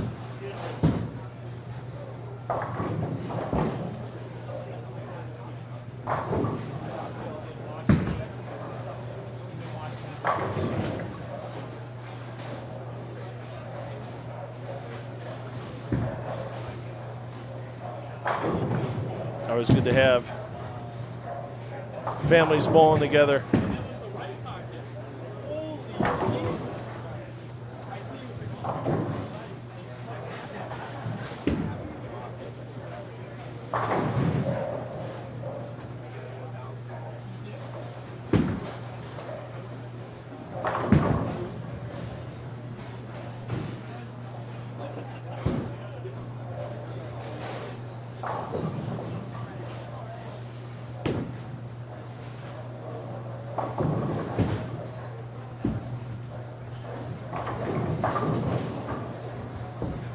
So let's see if I can pull this off playing cameraman and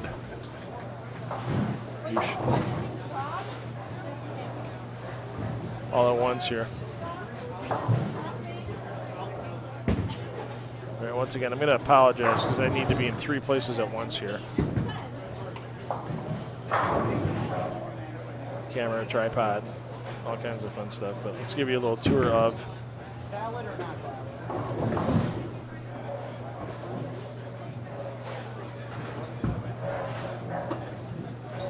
Let's give you a tour of the remodel here. Ooh, let's get ourselves fixed up here. So there you see, there's the hammer front and center on this here. Standing on that lovely new carpet, there you see the coloring. It's a nice blue, slate blue coloring we have here. So once again, it's going to take about 6:30 to 6:40 to make the cut tonight. There you see the new seating area, along with some extra tables. So, I mean, there's 45 bowlers in the building tonight, plus some spectators, fans, that kind of thing. Hey, Chris Hafes, wave to the camera, Chris. Chris, your manager up at Village Bowl and Social in Menominee Falls. Check him out for all your Northwest Side bowling needs. Of course, check out Rich Miller Pro Shop there as well. So you can see lots of room for everybody. Even though it's only a 12-lane center, even though we have 7 bowlers and a pair of lanes tonight, plenty of room. And what do you see that you normally, usually bowling bags that were all over the place before the remodel because of the brick walls and everything. There's not a lot of bowling balls to trip over out here because there's all kinds of extra space on the sides and bowlers are using it well, and yeah, lots of room. I mean, spectacular. And the remodel's not finished yet. Well, in here it's not. We'll get a lot of posters and stuff back on the walls, promotional materials and such. The little bit of a bar makeover, the carpeting, and some other things in the bar. Kevin's going to get that done in the next week or two. And out back, many of you may remember there was a volleyball court here back in the day. Volleyball, when Kevin and Leanne took over, volleyball went away. And that area sat unused for a short period of time. But now they're putting in AstroTurf. It's going to basically be a bags area. It'll be like I wouldn't say a bags stadium, but they're working on having AstroTurf out there, and they'll be able to have all the bags leagues out there. I'm sure Kevin will work on seating and such as that goes along. I know that's still a little bit of a plan in progress because obviously bags leagues will be wrapping up shortly for outdoor. So it's going to be interesting to see how that outdoor area turns out as well. We'll talk to Kevin a little bit more about what his plans are for that bags arena during the round of 18 and round of 9 tonight.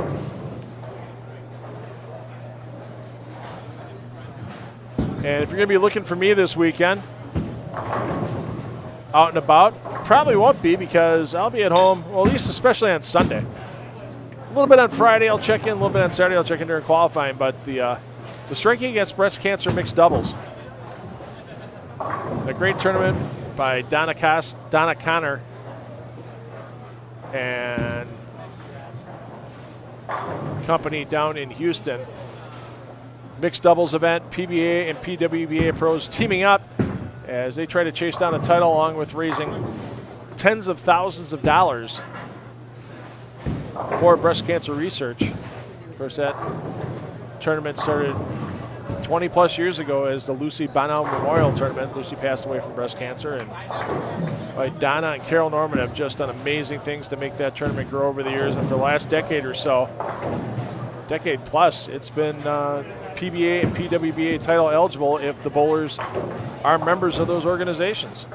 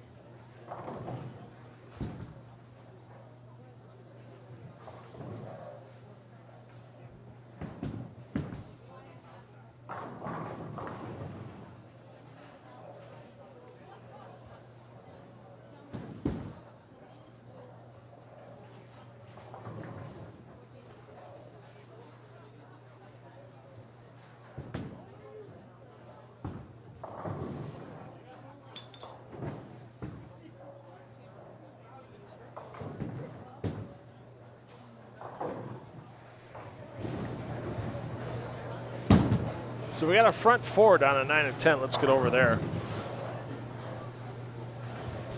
There you see it, your bowler D.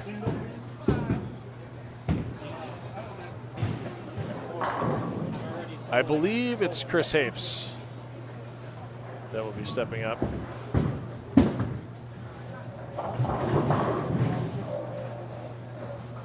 On the front four. And Hafes will be getting ready to step up. Looking for his 5th in a row. First time we've seen Chris down here this summer. He's bowled a lot of these in the past, but he's a busy man now, as I mentioned earlier. He recently took over managing Village Bowl and Social in Menominee Falls. Been a couple of years since I've been up there, but I remember the food, the burger I had in the Bugline Bar and Grill was pretty darn tasty. It's been about 3 years since the last time I walked in the door there. Just because I'm a busy man, yikes, and we throw the full booth curse at Hafes.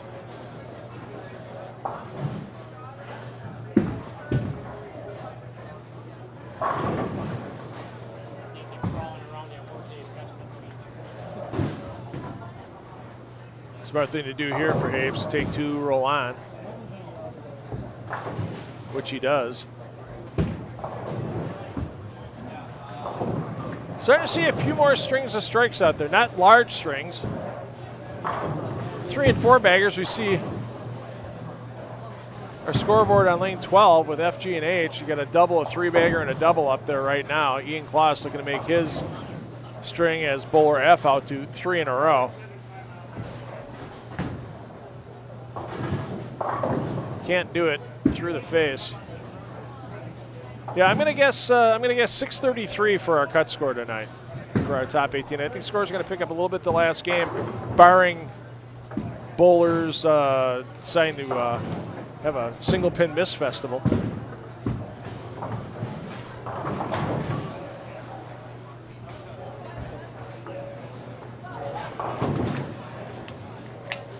Once again, thanks to our friends at Drink Wisconsinly. There you go. Drink Wisconsinly. Proud partner of the Milwaukee Brewers. Don't forget the DW bar inside of American Family Field. And field level in right field. Usually I don't have an I'm more of an afternoon old-fashioned guy, but when Kim Everett from DW said, you have an old-fashioned for the road. It's not the road, but it's so, like I said, if you're going golfing, fishing, whatever, if you're on hopefully the golf course you goes to has DW old fashions, because then that way you can have them out on the golf course if you're an old fashioned fan. You don't have to sit there, wait at the turn, somebody to muddle, do all the stuff, slow you down. Last thing you need is a group behind you pissed off on the golf course and they start hitting into you. Not that that's ever happened in life.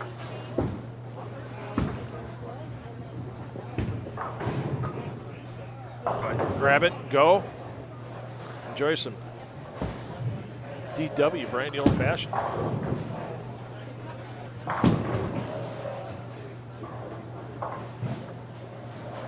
Freshen up your scoreboards here.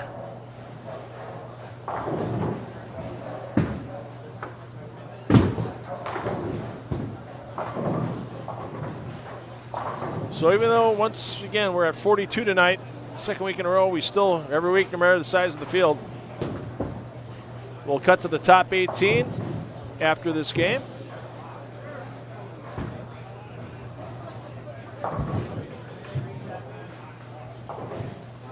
And those bowlers will be able to pick what lanes may be available to them. We'll use the whole house for round of 18. Then when we cut to our top 9, we'll use 1 and 2, 5 and 6, and 9 and 10. And then there's your championship pair once again this evening. There you see Tate's. He's looking to get to that pair again later tonight and keep throwing strikes. That will once again be our American Place Casino championship pair. Lanes 3 and 4 here at Country Lanes in Franklin.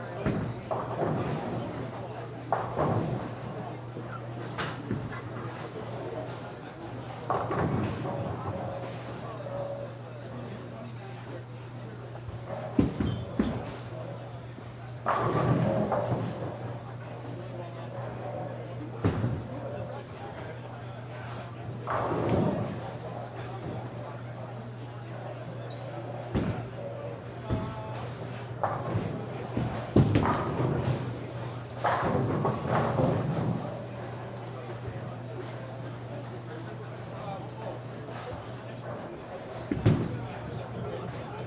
you're a craps player now, boy, do they have a fun promotion going.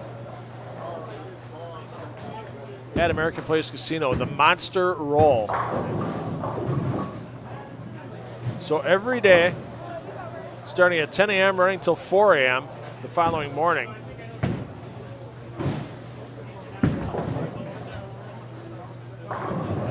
Present your AP Rewards card to one of the dealers at the craps table. And once you become a shooter, they will start tracking the number of rolls you have with the dice. As long as you keep that dice before shooting a 7 out, they'll keep adding up, piling on.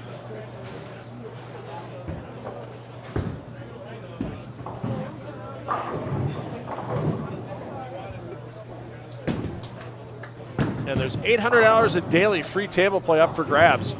Longest roll of the day, every day, gets $500 in free table play. Second place gets $200, third place gets $100. And if you're on a roll that hot, I mean, if you think about that, not only are you getting that free play, you're probably walking away from the table a winner.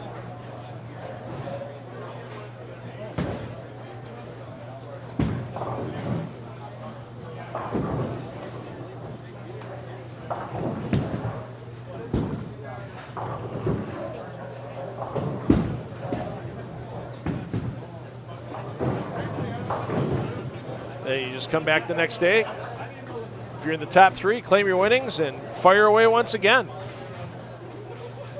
Try to parlay that into even more money at the craps table, and maybe you can get a second Monster Roll prize the following day. But that goes all the way through October 2nd for the Monster Roll craps promotion. Once again, all the promotions available to you at AmericanPlace.com/promos. Whether you're a table games player, poker player, slot player, video poker player, there is some type of promo that benefits you every day of the week at American Place Casino.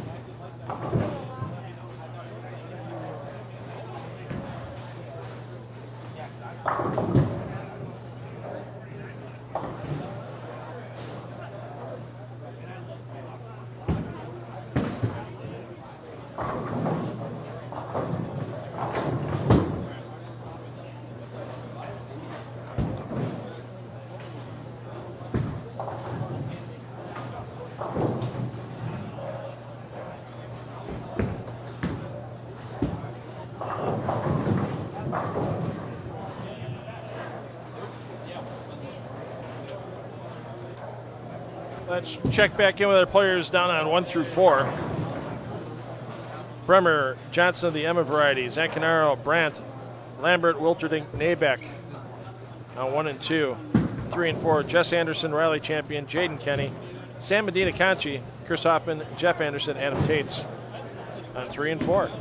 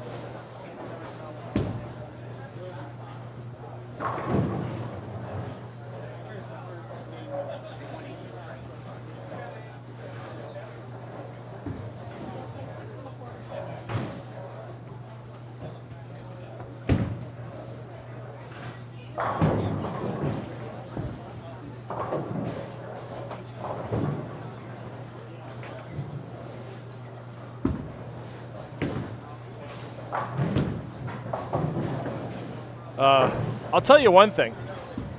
With this remodel, they definitely put some cushion under this carpet. I remember the old stuff that was in here. If I was standing for a while, I mean, I'm not quite ancient, but I'm getting there. If you stood on the carpet for a while, you felt that you were just like on concrete, that kind of thing. This carpet, nice little padding underneath it. You didn't skip on the padding, did you, on this carpet? It's nice. It's comfortable. I was just saying on air, it's comfortable to stand on, Kevin. Kevin and Matt. Matty Ice taking care of things behind the bar tonight once again.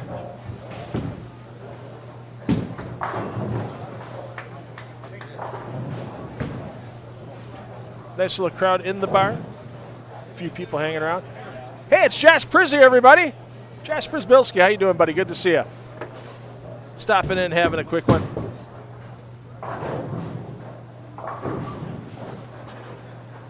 So we're getting to our last couple of frames here. We're going to give you a little audio intermission, a little early, as these players will total up their scorecards, and we'll have our top 18 hitting the lanes shortly.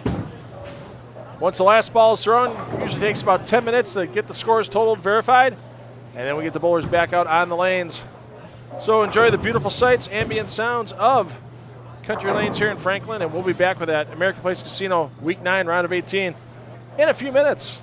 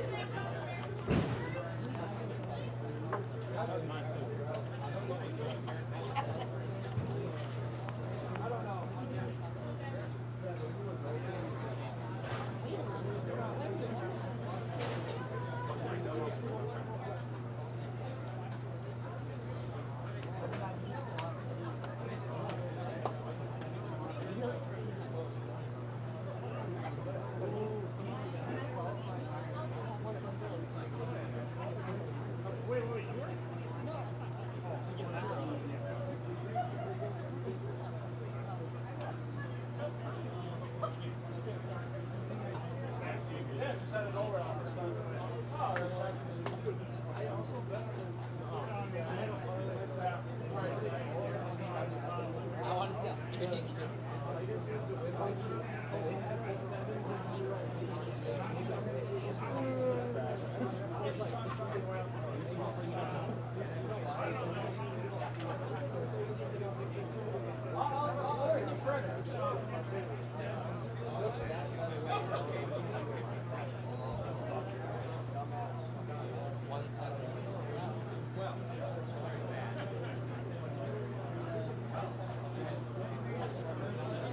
is on my back.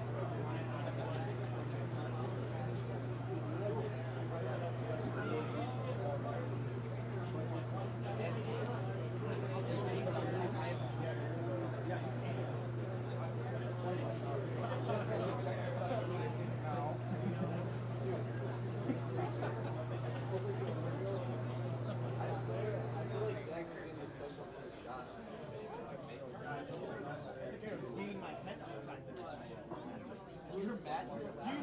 Did you see me?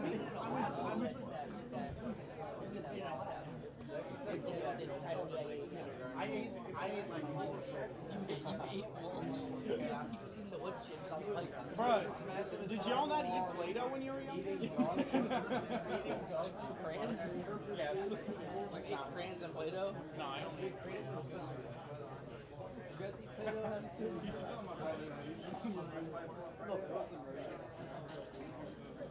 You guys eat Play-Doh too? What's the capital of Thailand? I was about to do it. Does he still have the sign?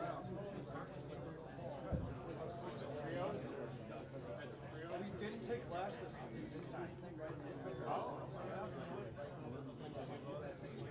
I've never said that in my life. That's why it's Easy's house.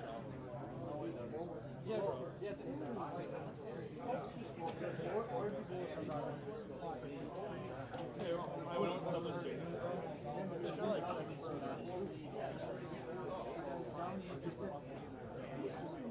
I was on this kid too, but she's like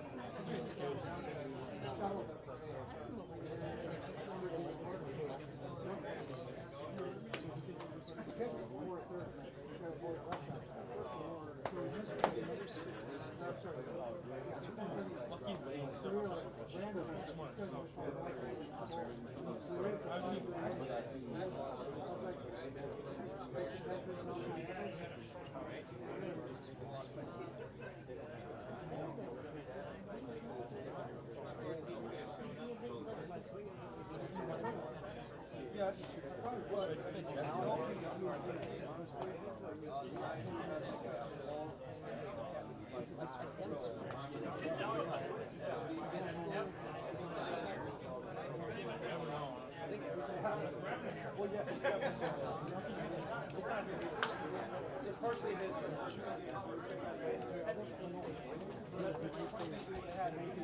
I needed a strike last week. Okay, so let me ask you this. What do you have to sign? This man, If you're injured, you redshirt, you were like, all that stuff. You read another collegiate sports. Yeah, you can transfer.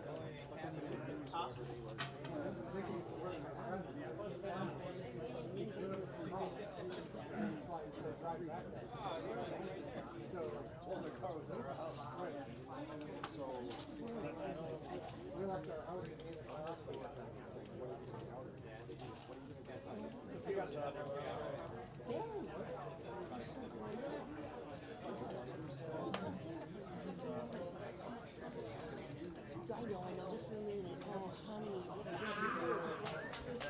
did your dad, sophomore, junior? How tall are you now? 6? No way, you're talking about Way that back.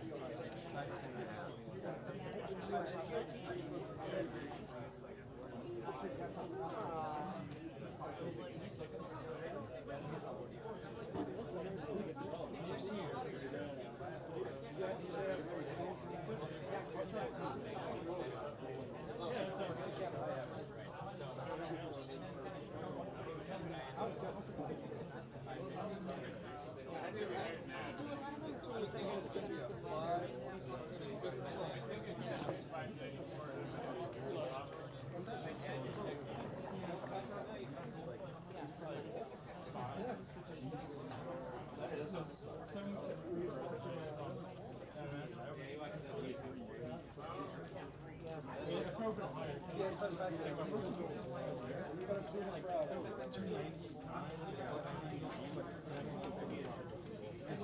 he go online, then we talk about it could use that money. If he was to go to college at home,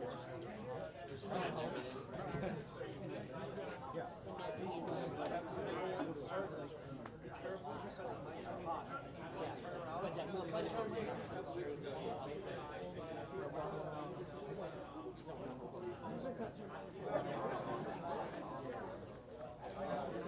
Top 8 from that. So your 8th place finisher taking home $15 for a 180. Adam Tates. We had a tie at 7th and 6th place, both taking home $22.50 for both shooting a 187. Jess Anderson and Rob Kenny. 5th place finisher at $30, $203 in the last game, Steve Bequest. 4th place finisher, $204 in the last game, $40 winner, John Stud Halaska. 3rd place finisher taking home $60 for a 206 in the last game to the smart account for Ian Kloss. 2nd place, $211 in the last game, $70 winner also to the smart account for Ben Medina. And your winner of the Survivor Side Pot today, $231 in the last game, taking home $80. Congratulations, Leighton Barlow.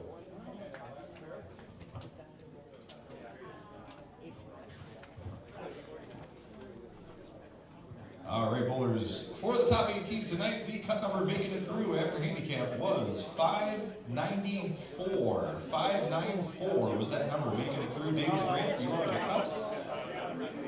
All right, bowlers, and as I read your name from number 1 all the way down to number 18, please come on up here to the bowling counter. Let Robin know which lane you would like for this round of 18. Number 1 qualifier.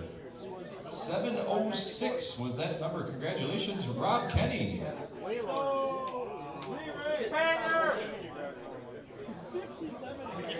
My guess is that his spare ball worked today. Did you make your 10 pins today, Rob?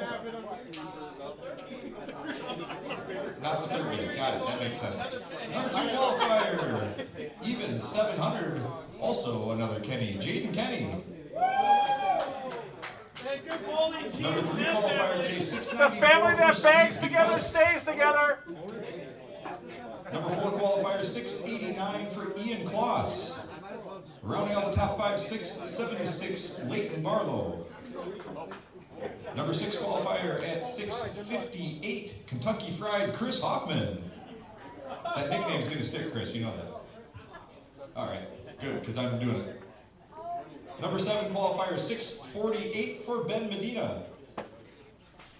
Number 8 tonight at 638, Adam Tates. Number 9 qualifier, 632 for Chris Hafes.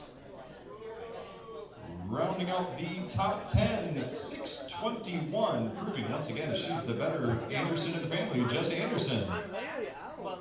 Hefe's gonna punch me. I better watch my back.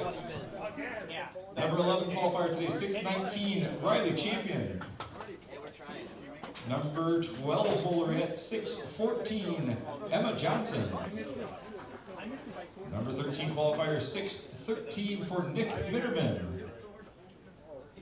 Number 14 qualifier at 607, Gordon Croman. Gordon also the only bowler alive in the top 18 who's using their double points. Number 15 qualifier today, 604 for John Stud, Alaska. Number 16 qualifier, 600 on the nose for Steve, the Hammer Belanda. 597 was our number 17 qualifier, Donald Fortson. And rounding out that top 18 once again, the cup number at 594, David Brandt. I shot 120 my first game and missed 14. You're right, I was safe. I maybe 40. Yeah, did you make it last time? He was All right, top 18 bowlers, congratulations once again for making it through into our elimination rounds tonight. Don't forget, of all the prizes that we got going for you guys today, we've got the hoodies and jerseys to the top 4. We've got the Brewers tickets 2 apiece to the top 4. We've got the championship bucket from our friends at Holtz Motors. We've got the chance at free play at their Caprice Casino. We've got the cash. We got lots of stuff going on here, so no pressure on any of that fun stuff. So once everybody who's assigned to your pair of lanes, when all 3 bowlers are present and ready to go, you can push these blue check marks and then next and then play. That is going to get your 3 minutes of practice going forward this round of 18. Congratulations once again, everybody. Good luck and great one. Thank you, Kevin Meyer, for getting us underway in practice for the round of 18 here in Week 9 of the American Place Casino Summer Sweeper Series. Once again, I want to thank Kim from Drink Wisconsin for coming in earlier, and they left some goodies behind for our bowlers in the top 4. Drink Wisconsin, a partner of the Milwaukee Brewers, and each bowler in the top 4 will receive a pair of Brewers tickets tonight, along with from Country Lanes. Kevin and Leanne Meyer have a selection of local sports jerseys that each bowler in our top 4 will be able to select a jersey of a local sports team that's in his collection. And then, of course, the $175 on top, and as always, the Champions Bucket full of over $200 in car care products for the interior and exterior of your vehicle. Thanks to our friends at Holtz Motors in Hales Corners. Now's the time to buy.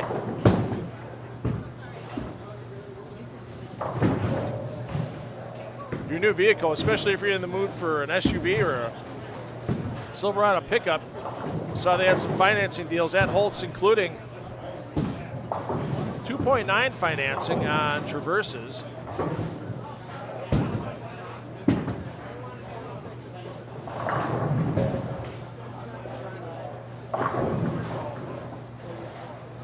And 0% financing for up to 60 months on Chevy Silverado 1500s.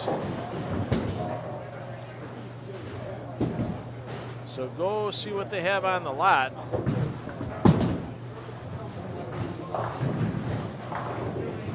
If you're looking for an SUV or a pickup, now's your time. If you're looking for a smaller SUV, you finance a 2026 Chevy Equinox, 0% APR for up to 36 months. Not a bad deal at all. About a minute of practice left. We'll get your bowler inductions and we'll be underway. Kevin Meyer will be joining me in the booth momentarily.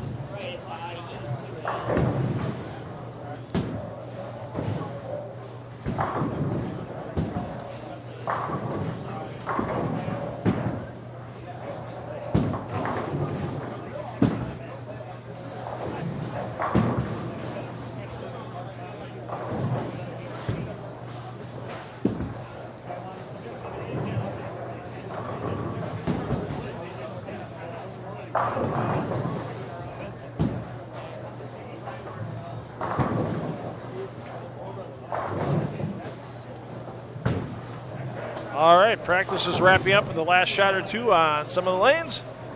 And we are underway with the round of 18. Remember, all pinfall prior to this round starting does drop.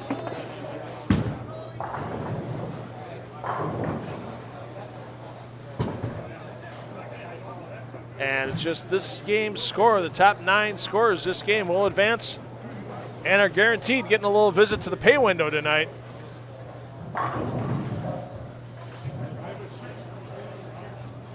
So on 1 and 2, we've got John Studhalaska, Chris Hoffman, and Gordon Croman.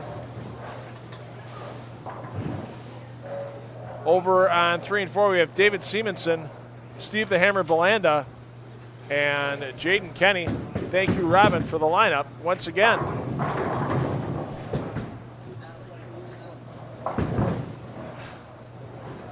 If you're looking for your favorite player in the second field, let's get you the bowlers that are on 5 through 8.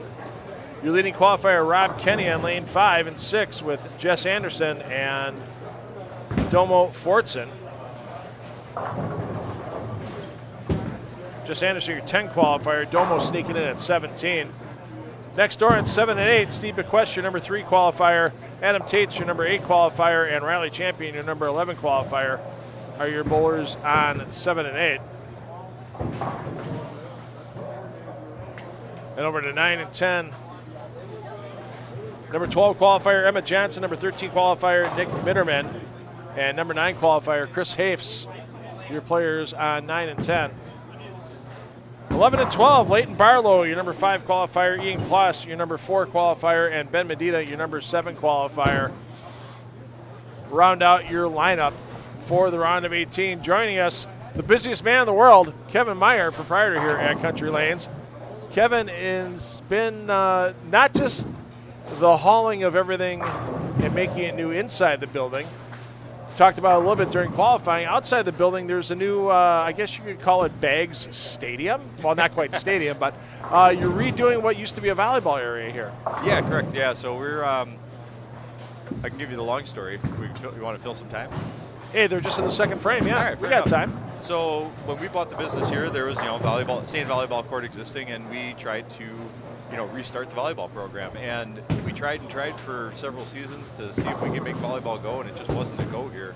Our friends down the street at Root River, I'll give them a shout out. They've got a fantastic setup for volleyball. Oh, they've got 8 or 10 courts, It's don't like they? 8 courts with a nice pavilion outside. Yeah. Our other friends up the road at New Berlin Ale House, they've got a really successful volleyball program there with a great setup. So, trying to find those volleyball players to start that league was, it was tough because there are superior places to play. And it was just like, well, I can either try and battle it or just understand what our business is doing. And it wasn't doing volleyball. So what we noticed was that we had our, cornhole leagues or bags leagues here in the summertime, and people really enjoyed playing bags. And it's one of those things that you can do very recreationally and still have a great time. Yeah. By the way, that strike on lane 4 from Jaden Kenny was atrocious. He just rolled into the 4-7. So we saw that as an opportunity, and we've built those leagues over the last couple of years. And I've always wanted to add more leagues and tournaments. So we're creating a recreation area that is completely astroturfed in back. So it's bigger than the size of the volleyball court in back, 100% astroturfed, so that we can fit 20 teams of bags players out there, so we can have tournaments on the weekends. Maybe we could do outdoor concerts out on the AstroTurf. Oh, there you go. We could have like family game night and do like ladder ball out there or bocce ball, or you could somebody suggested we put a fire pit out there and redo the outdoor bar out there and everything. So it's setting us up outdoor to do a lot of different stuff. You can do wintertime bags tournaments if you want to. Maddie Wisniewski, our bartender, did one, even though it was on a frozen lake, but the same idea here, winter bags tournament. Sure. Just a lot of, there's so many things that you could like conceptualize and do out there once you have the space available. It's a big investment to get the space available, but it could definitely be worth it in the long run and set us apart as one of the premier places to play bags in this area. Bocce ball could be, especially because that's you do a lot of stuff with Special Olympics. I know that's a Special Olympic sport. Sure. It's bocce. Yeah, there bocce. You go. You can do bocce. You can do bag. Yeah. I mean, anything that you can do on the grass outside. Yeah. Apart from, I'm not doing lawn darts on it. Well, yeah, it's a little tough with charts. Charts don't go through AstroTurf. Right. Yeah. And they do. They just ruin the AstroTurf. Right. Yeah. So I mean, you imagine it. We can probably do it out there. So it's a space that will. It's a big investment for the future of this facility. What is the measurement of the AstroTurf that's being laid down? Do you know off the top of your head? That's a really good question. Because a volleyball court's like what about 60 by 30 or so or something like that. 60 feet by 30 feet. Yeah, somewhere in that neighborhood, but Yeah, it's somewhere in there. really It's much bigger than that. Yeah, it's even bigger than that. It's everything So- that's encompassed within that fenced area. So in the kind back. of a half football field kind of thing almost. It's going to be. It's, It might be 50 yards of AstroTurf back there then. it's 40 yards of AstroTurf. I It's should say. probably like 35 yards of AstroTurf, Okay. somewhere around there. I'd have to go measure it and see. Yeah. But it is a very big space. Like when I got the quote of what it was going to take to do that, I mean my jaw hit the floor Yeah. to be honest, and I was like, wait a minute. And the company that's doing it, and he's like, you remember, with this many square feet, you've got gravel and different layers of Right. gravel and and everything, and it's just like. Yeah, the math makes sense, and that's kind of right in line with what I researched. I didn't have the right amount of square feet in my head when we were looking at it. So it's a very big space. It's a lot going on back there right now because they've been compacting gravel all week and getting stuff done, but it's going to be exciting. Yeah. In here, from basically where we're sitting by the back wall of the bowling area forward, 80% done. You got some stuff I know you're gonna throw back on the walls and.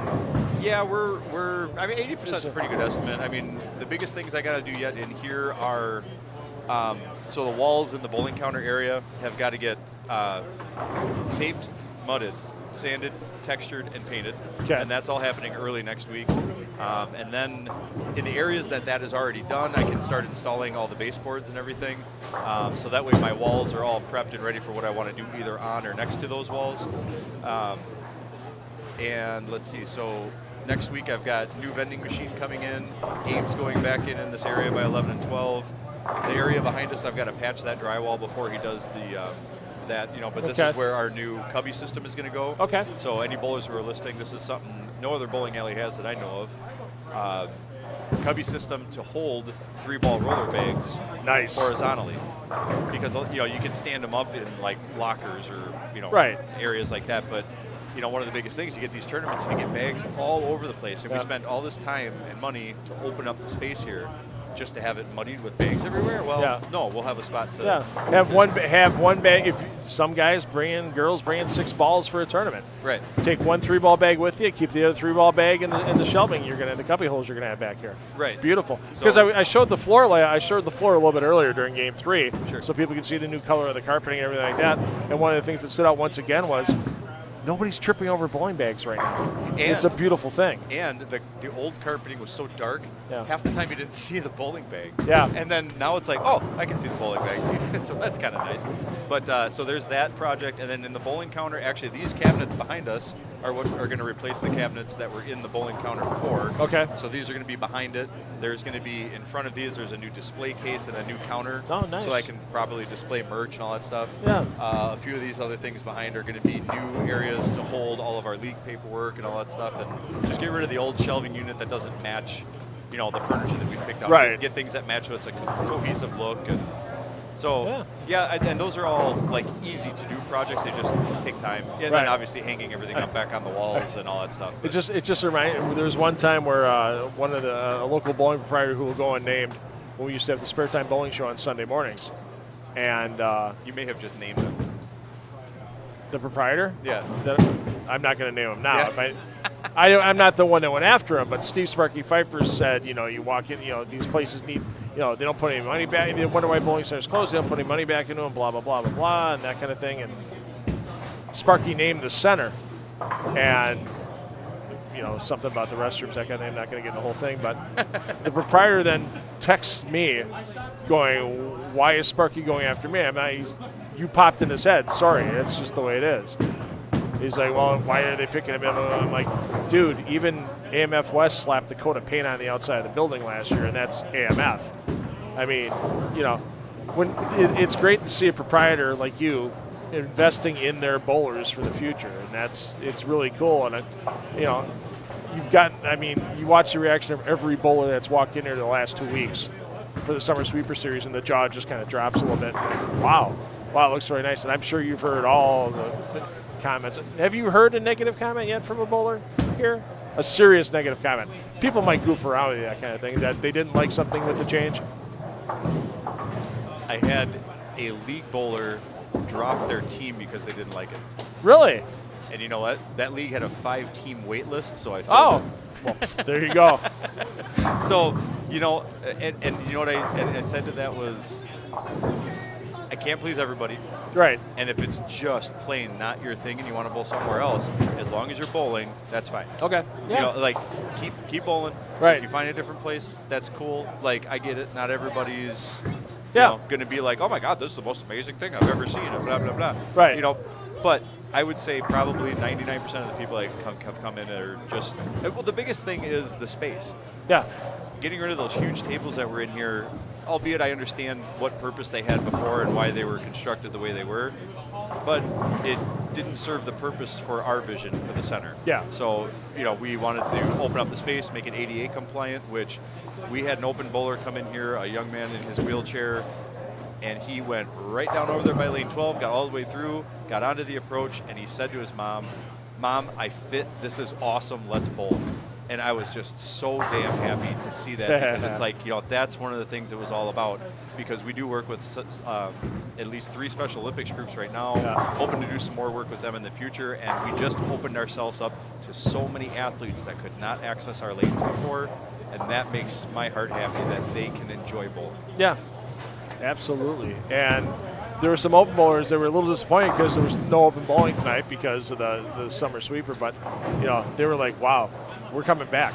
Yeah. I mean, it was just like, yeah, they're disappointed. They can, you know, you'll probably see them either, you know, Thursday or Friday coming here. Speaking of Friday, is there openings this Friday for the Baker's Dozen Trio Tournament? Yes, sir. We've got openings available for that tournament, so if people are looking to, you know, jump back in, I mean, we had obviously a lull for the better part of a month for the Baker Trios, so we're kind of trying to re-drum up that interest a little bit and get teams signed back up for it. And remember, it's 3 people. It's a Baker format. It's a rotating. Your lineup rotates every single game, and it's a really fun tournament. There's a lot of people who have walked away from it saying, you know what, I didn't bowl good, but I really like this and I want to do it again because now that I understand the format a little bit, like now it's like you can kind of go into it and say, okay, now I know what I'm doing. Now it's time to really, you know, knuckle down and focus on it and see, you know, where we can be. And so we've had a lot of fun. And you know, last week one of the teams that bowled, the very next day they signed up another team. So it's like that's all I can hope for is that, you know, they had enough fun to the point where they're like, hey, I want to go do this again. So. Well, the best part, it's $30 a bowler. I mean, it's a cheap night out with your friends.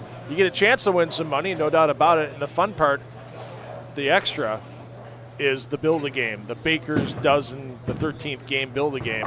That's a separate prize fund. It's in your regular entry fee, but you get to build a third. It's not in the regular entry fee. You have to pay extra to be in Oh, the it's 20. Build-A-Game. Okay. Yeah. So it's 30. Oh, that's right. It's 30 a person, but it's up to 50 a person depending on what side pods you get in, and the Build-A-Game is one of those side pods. Ah, I see. Okay, Build-A-Game's $10 a bowler. Correct. Gotcha. So another 10. So $40 you get to build a game too and have some fun. Yeah. So- Yeah, and in order to participate in the Build-A-Game, all 3 people on the team have to get into that side pod. Same thing with the other ones where it's like a 3-block format where you take games 1 through 4, you look at those 4 games, you drop your lowest out of those and create a 3-game block, and then there's a prize fund for the separate 3-game blocks, because maybe you don't bowl good for the whole tournament, but by God, we finally figured it out in the last block and shot well. So So kind of an incentive to, hey, you know what, maybe I didn't do the greatest, but I had a portion where I was really hitting. Yeah, so it's best 3 or 4 games, 1 through 4, 5 through 8, 9 through 12. Yep. So there you go for the high series jackpot. And a 300. Have we had anything close to a 300 game yet? Because there's a 300 game jackpot as well. We've had a front 8 and a front 9. Oh. So it's gotten very, very close. Okay. Who choked off the front 9? Spill the tea. No, I'm kidding. I don't care. I honestly, I think it was one of Matty Wisniewski's teams, but I don't recall for sure. That's okay. It's just having some fun with it. But no, it's neat that. No, I take it back. It was the Triple D's team. It was like Dale Sturmel. Who was on? That's their Monday night scratch team. Okay. Why am I blanking? Steve DeFord, Dale Sturmel, and Dean Phillips. Oh, okay. I believe they were the ones with the front 9 or front 8, one of those. Okay. But still, I mean, it's a great time. It's a cheap night. You can get a chance to win a lot of money. If you don't get the optional stuff, it's only $30 a team, or $30 a bowl, or $90 a team. Yeah, and, So. and it's a season-long, like summer season-long series. So and that goes into the first week of September. Right, September 4th, and I'm sure that squad, if it hasn't sold out yet, don't wait till the last minute to get in September 4th because, somebody's going to take all those spots. Entries are trickling in for those. You'll see on the website that the 14th and 21st are not available because we have folks that wanted to take the squad and fill the squad for us. So if you're looking to bowl, it's either this Friday, the 7th, the 28th, or the 4th at this point. Looks like the July 24th is still out there. Oh, we got to take that one down. Yeah. Okay. In the past. Yep. Who's if there's squad sponsors on the? Do you know what the squad sponsors are on the 14th and 21st? Yeah, 14th is Gina Hurst. Okay. 21st is Mr. Dave Sherbarth. Oh, from Highland Lanes. He's Yep. going to be getting ready to start back up there right around that time frame. So, if you're looking to get on those days, at least if they haven't filled it yet, Yeah, give them a shout. Yeah, give them a shout on Facebook. Yeah, they're both on Facebook. So say hey, you got room in that squad? I'll bring a team. Yep. All you got to do is buy Dave a vitamin O, and he'll let you on his squad. I mean, let's be honest. I heard he's a vitamin JD guy. Oh, is he JD? I thought I thought he was vitamin. I thought he was a VO guy, vitamin O. So. I think he's more of a vitamin A. Yeah. Alcohol. Oh yeah. So. Sherby, if you're listening, I'll buy you one, brother. There we go. So we're wrapping up with the block 18 here, and 200 is a pretty good game at this point in time with handicap. So Ben Medina's at 221, should be coming through. Steve Bequest's got a great game going. He'll be going through. Emma Johnson's going to be the 220s. David Brandt's going to be potentially 230s. Yeah. Jaden Kenny right below him. Yeah, we got some good games coming through here. Yeah. I'll go do some tabulating. And yeah, I'll do some watching, and we'll get that round of 9 underway momentarily. Once again, 1 and 2, 5 and 6, 9 and 10 will be your pairs. Bowlers will pick those pairs, and we'll get underway shortly.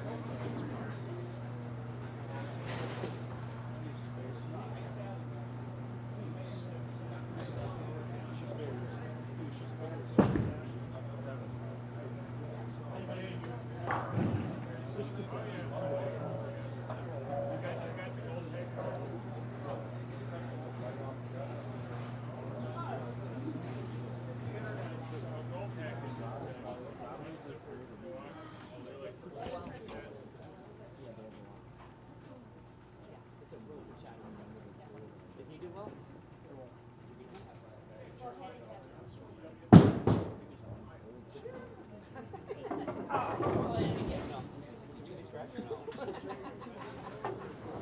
did one doubles. And bowl well. I'm out. Yeah. Don't forget to look that up. Okay, this week. Yeah. I said constantly good competition, a lot of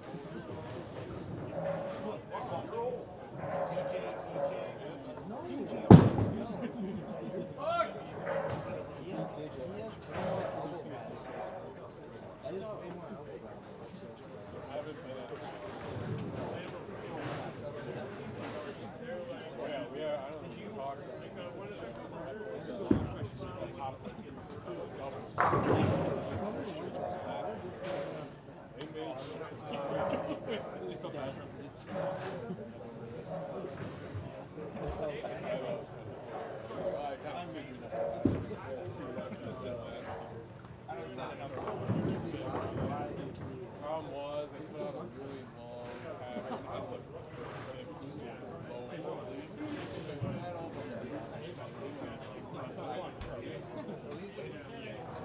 fronts were just gone. I wanted him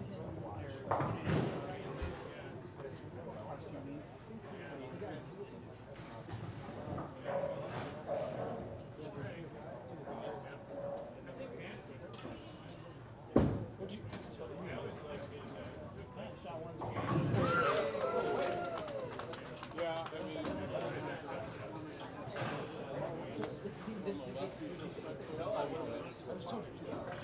think sometimes I wish I could move my feet, so I have to.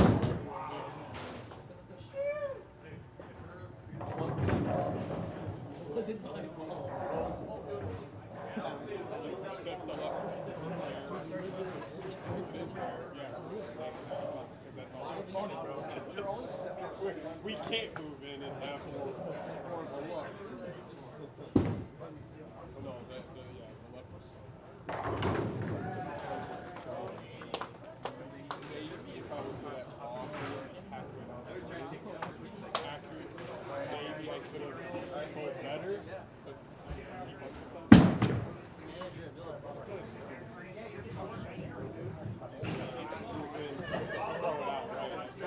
They get it out, and they come back, they get it in a little like holds. The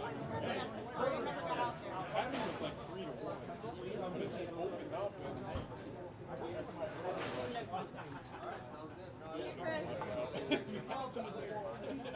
No, it wasn't me.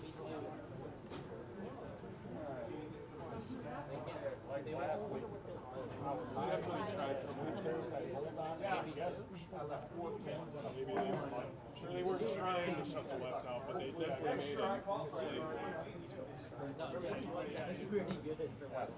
I didn't bowl on the pair, so we'll see what they give me. Yeah, I was throwing. I was throwing my back football. Started shooting some 2 points. Oh yeah. I went 3, 4, 7, 8, 12. Yeah, I had great advantage. Like fifth spot? No, like 8th or You're either 8th or 9th. That's all you gotta do tonight. You could just tell. The way you put the Dogs love the old stuff. Man, it was. I'm just in a fall right now. And I'm peeing.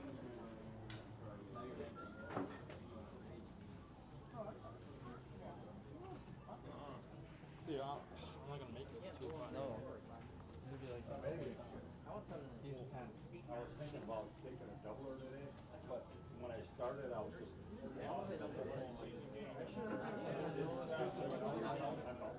I'm not gonna do it. I don't care if I get 2. I'll probably take that practice for shooting some tennis.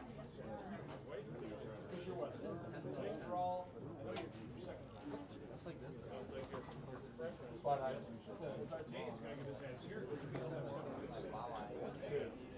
Like, the week before that, when I told you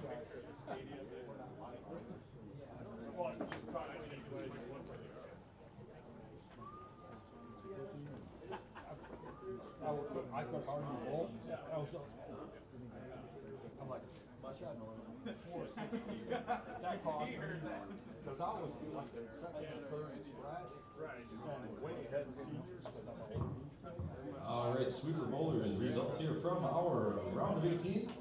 Cut number making it through into the top 9 tonight. 213, 213. John Alaska, Stud Alaska is that cut moving through. All right, bowlers, as I read your names from number 1 on down to number 9, please come on up here to the bowling tower once again and let Robin know which lane you would like to be on for the round of 9. Number 1 qualifier coming out of the round of 18, 240 was the game. Congratulations, Steve Bequest. Let's go, Steve. Number 2 qualifier, 1 stick behind 239, Jaden Kenny. Questionable carry, Kenny. Hello. True that. Hey, he hasn't thrown a chamois yet. Goodbye. I mean, we were joking He's about got that just all being the day. better Anderson. Jaden, are you the better Kenny? No. He's the bigger Kenny. All right, number 3 qualifier, 233 for Mr. David Brandt. Number 4 bowler, 232 for Emma Johnson. 229 was the number 5 bowler. I believe first time into the money this year for Steve the Spatula Bolanda. Steve, we'll have to hear the story about where spatula came from, because it's either hammer or spatula, so we get to choose. 228 was the number 6 bowler today, Leighton Barlow. Number 7 qualifier, 224, Jess the better Anderson. You got it, bud. Number 8 qualifier tonight, 221 for Ben Medina. And once again, the number 9 qualifier, the cut at 213, John Stud Alaska.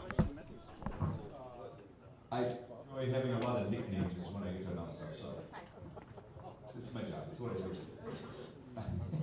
All right, top 9 bowlers, congratulations once again for making another cut here in the Summer Sweeper Series and getting another point in those standings. Before we get the round of 9 going, just a real quick announcement, this is going to be the last call for our kitchen tonight. Last call on any food orders, so if you want to grab something, get those in right away so we can be on the way home today. All right, bowlers, once all 3 bowlers assigned to your pair are present and everybody's ready to bowl, you can go ahead and push the blue check marks, and then next, play, and that's going to get your 3 minutes of practice going here for the round of 9. Congratulations once again, good luck, and great bowling. All right, thanks, Kevin Meyer. We get the bowlers underway with practice. 3 minutes of practice will get you full bowler introductions momentarily. As after this game, we'll be down to our top 4 for our finals. And once again, $175 on top, and the Champions Bucket from Holtz Motors in Hales Corners. Thanks to our friends at Holtz for everything. Had to take my Traverse in for a little warranty work on Monday. Oh, they're on the ball. I actually got a report to my phone with the inspection on everything, and also with my estimate, which was nothing because it was warranty work. Yeah, everything came to me on my phone. It was awesome. So if you're looking for some great service for your GM vehicle, Holtz Motors in Hales Corners will take care of you. Whether it's just an oil change and filter change, check them out for tires. I bought my tires on my Equinox there, and I'm a Costco member, and I got a deal equivalent to what I had at Costco at Holtz. And at Holtz, they also include free tire rotation for life when you buy the tires there. So as long as you own that vehicle. So that's pretty awesome, too, because that saves you about $30, $35 every time you bring it in for a tire rotation. So, yeah, pretty awesome to have. Good service department at Holtz Motors. We'll talk to Kevin a little about the 3rd annual Down Syndrome Awareness Strike and Swing Challenge coming up on Saturday when he gets back in the booth. And about 90 seconds of practice remaining.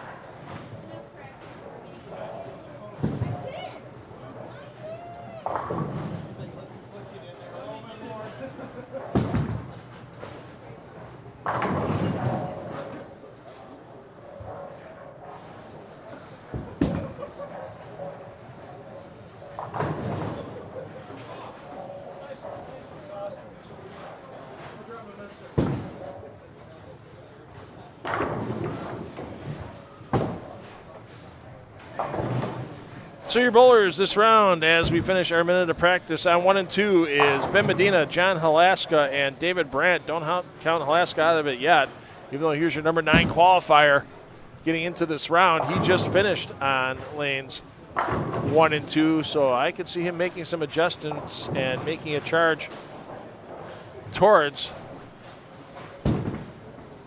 the top 4. Over on 5 and 6. We have Jaden Kenny, Leighton Barlow, Jess Anderson finishing their practice. 9 and 10. We have Steve Bequest, Emma Johnson, and the Spatula, Steve Belanda. Both Steve B's on the pair. Now, Bequest, he's got to kind of worry about what he did last week, because last week he was the number 1 qualifier in the round of 18. He was. Coming in, and then he hit a pair he didn't hit all night long. And then. Yes, indeed. Early sound effects today. And guess what's happening to Steve again today? Steve started on 3 and 4. Never hit. 9 and 10. So we'll see what Steve can do here. His problem last week, though, was carry. He had 4 10-pins in the first 7 frames, and that just set him too far back to catch up. We could have nicknamed Steve Rob. Chris Haves, take care, buddy. See Chris up at Village Bowl in the Falls. On Tuesdays. Not every Tuesday, though. Yeah, there's one left 2 weeks from last night. So there you go. Right, wow. Some appreciation, we'll call that. Some man appreciation going on, that's right. Spatula slaps around his first rack. So we'll get this underway. Top 4 advance. 5 that miss out get paid, and our top prize tonight is $175, correct? That sounds correct. Sounds correct. I believe it was. I think it was mentioned to me earlier by Robin, and I just didn't write it down. You know what I've noticed about the big tables being gone? Yeah. They It's can, a lot easier they to can hear our, They can hear our smack talk a lot Oh, easier. yeah. Oh, absolutely. I love that part. So, no hiding behind those things anymore. take that 10 out. Steve told you where to take your carry talk. And Emma Johnson looking for back-to-back weeks. So here we go. That's going to be an entertaining pair, it looks like. Let's get down to 1 and 2. Let's check in on John Halaska.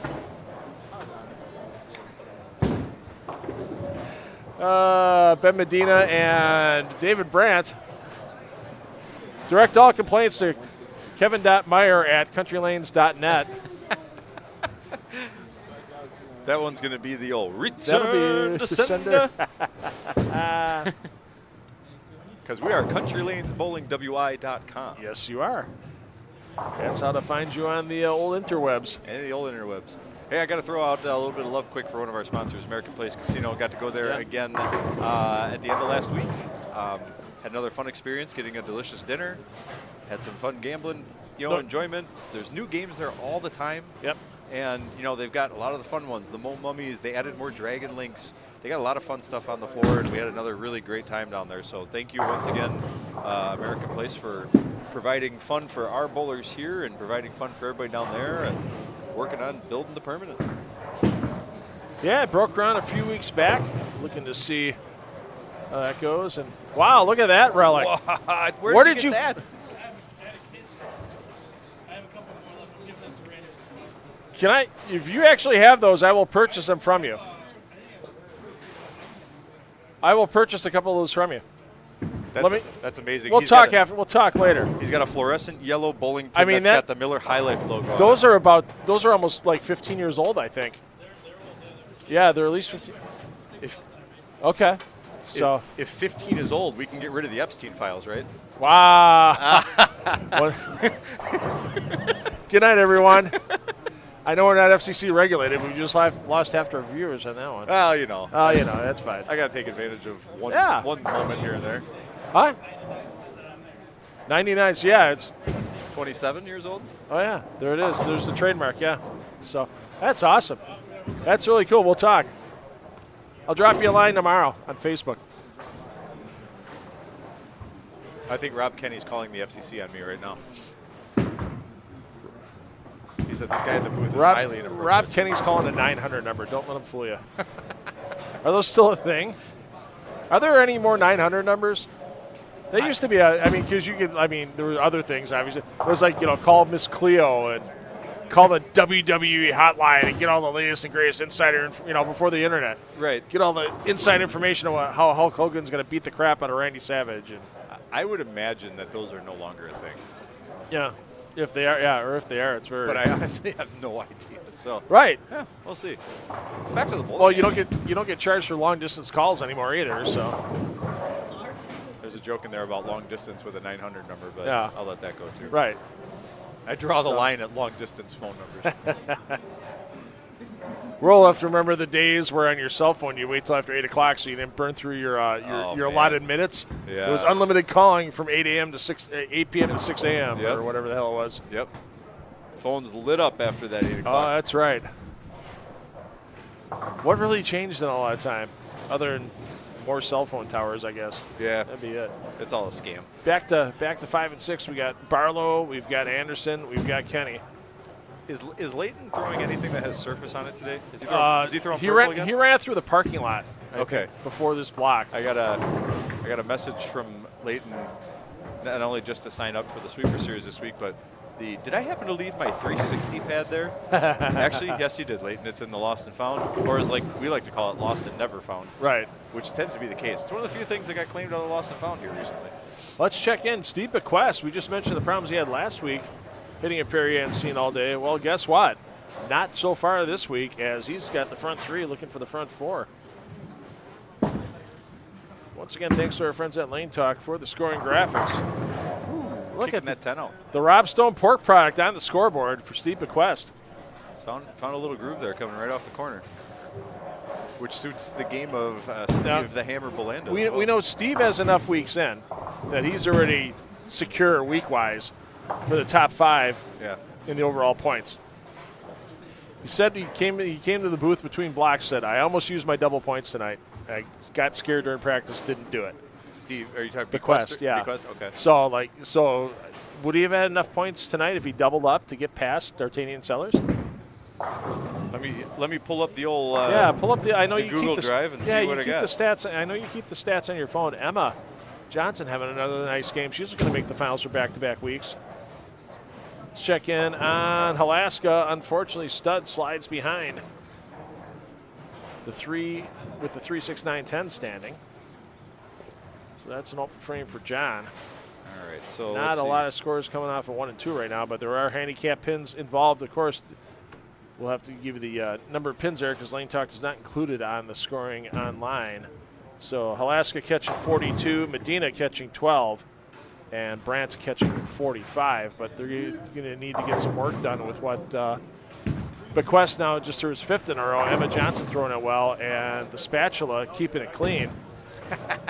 Spatula keeping it clean. Yeah, flipping those eggs out of the pan. That's Let's right. go, Steve. Let's take a peek in on Belanda as he's firing in the beverage frame. A little wide of the head pin. Back to Alaska, wide of the head pin. Can we end the wide of the head pin? Well, there's no head pin here, but they were definitely wide of the head pin with the 2-8-10 for Brylow. Ooh, we went backup ball at it? Oh, shooter! Oh, my almost. Goodness. How did that not connect? Let's see what Kenny can do here.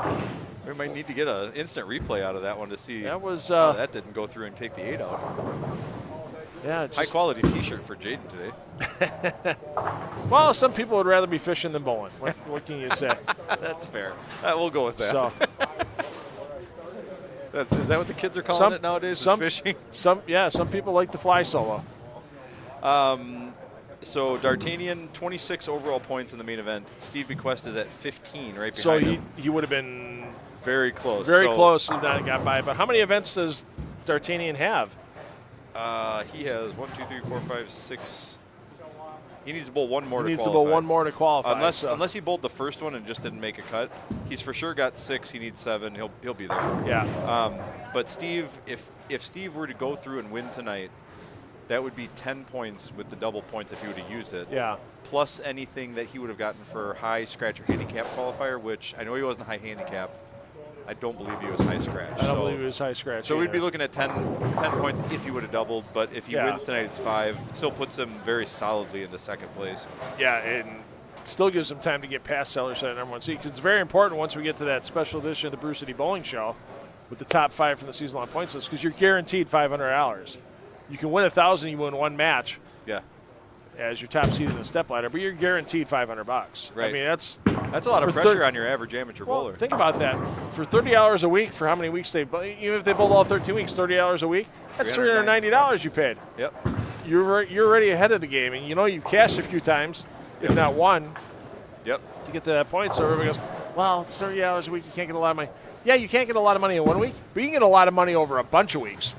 Right. For those that kind of are like hem and haw sometimes, like going, oh, I can't get, hey, get a couple. I mean, look what D'Artagnan Sellers has won already. He's probably over $1,000 on the season.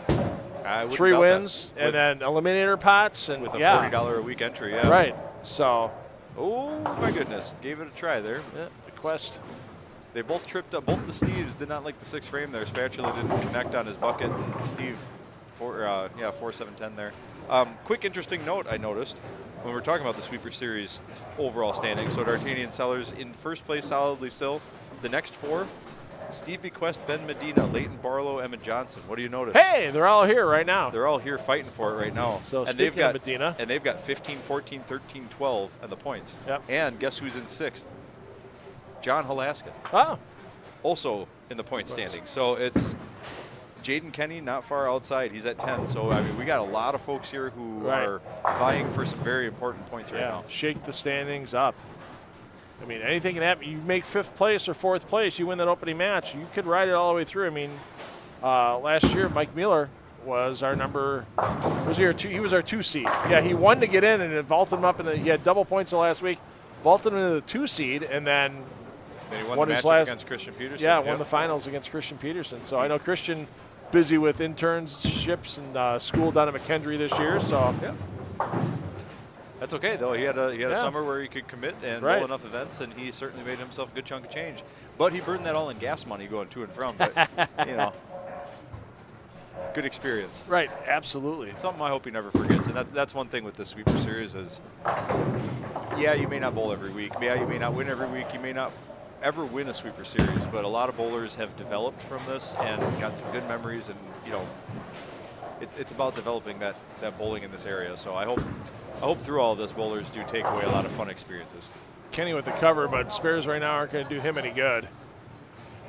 Jesse Anderson can get another spare or 2. Dave Brandt slapping him back. Yeah, Brandt might have a chance. He's catching 40-some pins on this. So interesting thing about David Brandt, I asked him last year how many tie-dye T-shirts he owns, and he says it's like 30 or 40 at least. And he's also a Scotch connoisseur. So okay. Interesting tidbit about Mr. Brandt.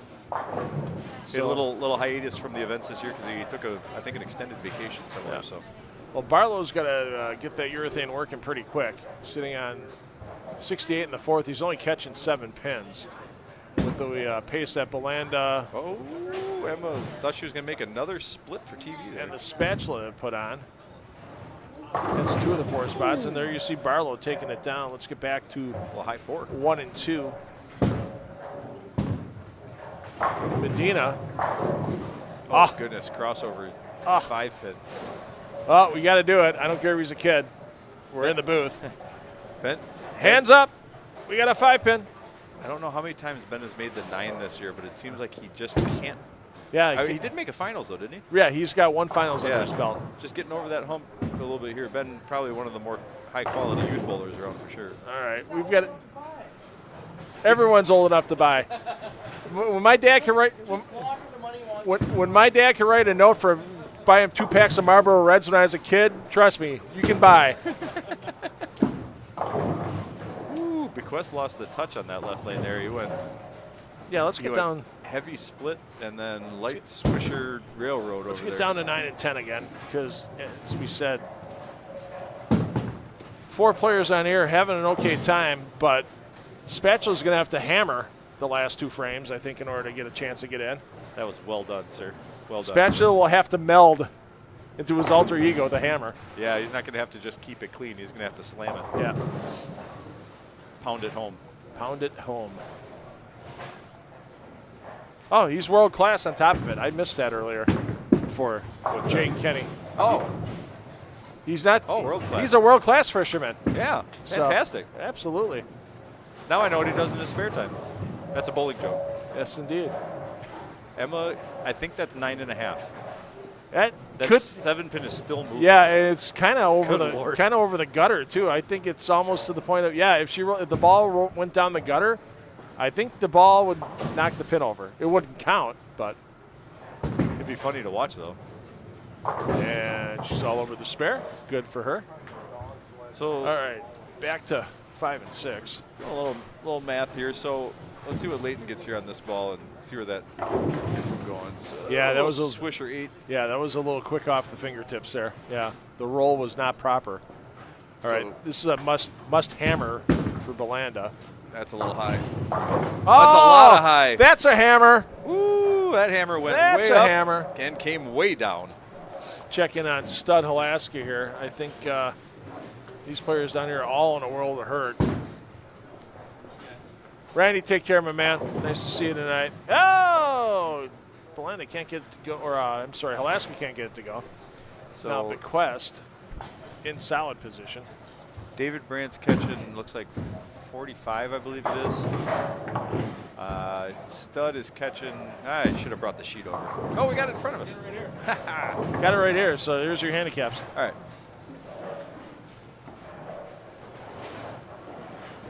Yeah, Stud's catching 42. He can be. Ooh. He can be into the 150s scratch. No, he's in 130. So he can be in the 160s scratch. So Stud can touch 200 here but he needs 2 strikes to do it. Yeah. We've got David stepping up here in the 9th. Is he going to make that? Yep, he got it right through the top of it. So David could be in the 170s scratch, and he's catching 45, so he can be 2 teens if he gets a double. Good cover there by Emma Johnson on the 5 count. Keeps her hopes alive for making the top 4 in consecutive weeks. Is Ben going to have a hope here? He's catching only 12 sticks, and No. he's sitting 120 in the 8th, not looking good 203 for max. Yeah, he's going to have to punch and then hope somebody makes a mistake. Bequest is in. That's a sure thing. Johnson's in. That's a sure thing. Just by showing up a count in the 10th, looking at what everybody else has. Barlow's the big ball now, so let's check in on Leighton Barlow. That ball looks like it's going to sit up just right. Yep. Yep. Hey, he found something in the middle of the lane there once again, rolling that 360 scuffed up purple. Check in. Yeah, Halaska's pretty much done for the night. It's about his bedtime. Yeah. Are you kidding? He's got Moonlight Pickleball to go play somewhere. Oh, that's actually not too far from the truth. Jess is going to be really close Oh, here. and now a little trouble for Bequest in the 10th frame, but yeah, he's going to be in the 220s. Yeah, I was with going to his say handicap, it even could with- matter for seeding, which doesn't mean too much in the finals. It's just which lane you start to stop on. Let's see if the hammer can do it again. Can the hammer pound it? Oh, slipped off the head a little bit. Leaves the 10 pin. Slipped off, but still pounded. You got to make good contact on the head of that nail with the hammer to get it all the way in. The cook, Nadia, out the window. Nadia had the great idea for the cheese curd burger tonight. Yeah. So I was like, yeah, let's do it. Try it. Sold several of those. So My thanks. spicy wonton wraps were exquisite as always. Beautiful. All right, so we know Bequest is going to make 230, 223 is going to be enough for top 4. That we know. That's a given. Yeah, So, yeah. There's not 3 people, or there's not 4 people that are going to beat him at 223. right. So who's going to join him here? Let's check in. Belanda's going to be 190 with his handicap here. You know, he's only catching 8, so 185. That's not going to be enough. Jess Anderson, even with a spare here, which she misses, so she'll be 186. short. Yeah, that's going to end So Jess's Barlow, night. yeah, Barlow is strike here, and he's in. And now it's who's joining him. It may take, for the first time in a long time, it may be a sub 200 score, making it into the top 4. Ooh, mixes that 4-pin down on a light one. Put Barlow in, put Johnson in. Now, Ben Medina is sitting at 155 plus whatever he And he gets struck, for scratch. yeah, he struck first ball at 10, so we'll get Yeah. back down by him in a moment. So he can max 215 with sticks. Let's check in on Johnson first. We know Barlow's in, so we'll skip him. Coming back up. There's Johnson, yeah. She's going to probably be our leading qualifier. Yeah, she'll be our leading qualifier with her handicap. Barlow's not going to have enough to get there. I don't think. Yeah, Jaden's going to be out just as Oh, out. Medina, a little, wow. He got that one screaming back. Woo! That's what revs will do for you, folks. Back to Barlow here, second ball, 10th frame. Weak 10, but that's okay. He's in. Yeah, it's going to be Emma Johnson, 234 with handicap, top seed. Yeah, why wouldn't we be talking? We'll talk about you in front of your face, Gina Hurst. Yeah. No doubt about it. We were talking about you. Nothing. We also talked about your demo day at the River Pro Shop, Rich Miller's River Pro Shop on August 10th, 11th, and 12th. So check all the times on the Rich Miller's River Facebook page. There you go. Nice finish there by Medina. So unofficially, Medina, Barlow, Bequest, Johnson's what I have. That's what I'm looking at. All right. So you know what that means, everybody. Short intermission. Kevin's going to have to get some pictures taken with our finalists. And we are going to have our top 4 finals coming up momentarily from Country Lanes. There is your championship pair waiting to come alive with our finals. We'll see you shortly, everyone.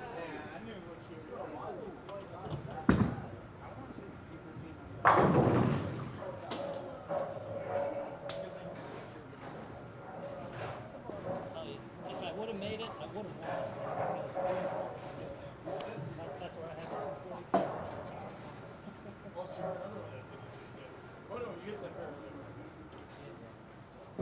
Yeah, kick a couple tens out.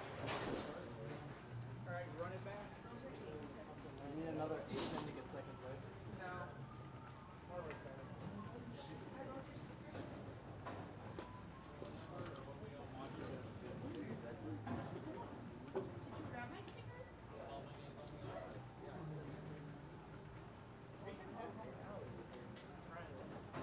Hello, guys. Me. It's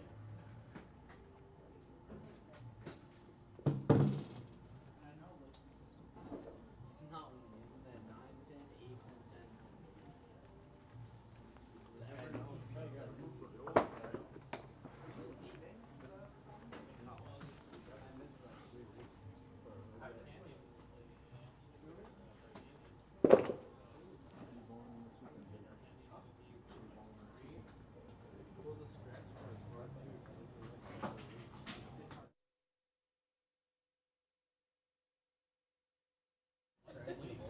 Repeat that again. Super old. Mike was off, trust me. I took care of that one. Mike was out. The mic was off for that one. I made sure I shut the mic off for that one.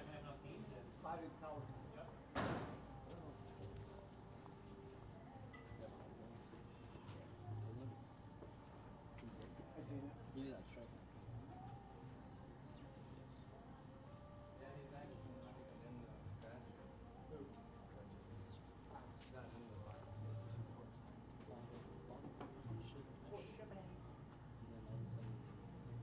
All of my ops are dead. Why do they gas me up? Where does it go? My head.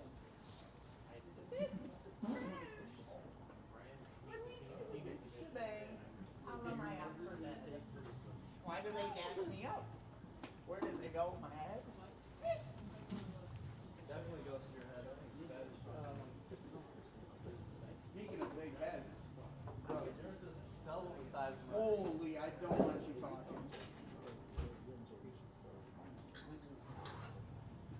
It's like we did last week.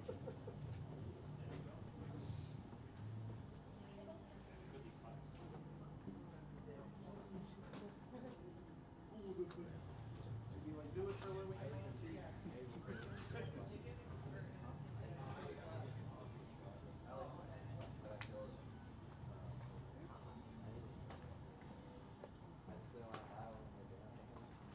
All right, boys, results from our round of 9 tonight. Coming in 9th place, $45 winner with a 1 to 85 in the last game, Steve the Hammer Belanda. There we go. 8th place finisher tonight, 188 in the last game, taking home $50. Jaden Kenny. 7th place finisher tonight, 193 in the last game, $55 winner, Jesse Anderson. 6th place, 195 in the last game, taking home $60. Congratulations, David Brandt. And your 5th place finisher tonight, 197 in the last game, $65 winner, John Stud Alaska. All right, boys, that means the cut number making it through tonight into the finals was 215, was that number? As I read your names from number 1 down to number 4, I need you to come up to the bowling counter, let Robin know which lane you'd like to start on. I've also got the tote out here that's got a whole bunch of the jerseys and hoodies, and you can dig through there and see which one suits your style and size. And then we'll take those out to the in front of the lanes 3 and 4 to get our picture for the Facebook recap right after that. As far as the Brewers tickets, I will need to get the top 4 email addresses so I can email those over to you so you can collect them through the ballpark app. Number 1 qualifier in this round, 234 for Emma Johnson. Number 2, 223 for Steve Nicholas. Number 3 qualifier is 222, Layla Barlow. And your number 4 qualifier, 215, Ben Medina. I want the tickets now. All right, boulders, I'll meet you out front if you want to bring those jerseys Ben, with you for the can we picture. go on a date to the Brewer game? And then we'll get our finals going just a little bit. No. You're mean. Okay. Noted. You should come tomorrow.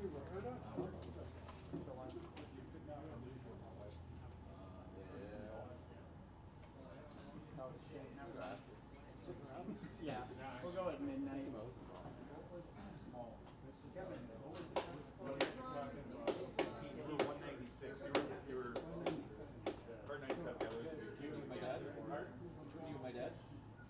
Whoops. Yeah. I know Darlene was. We had older ones. I don't know, do you have to take one? Yeah. And then, Well, you made it to the top 4, you get a free jersey.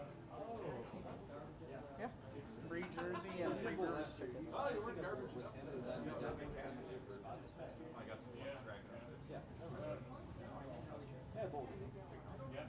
Wait, what'd you get? Is there Tyler Hero?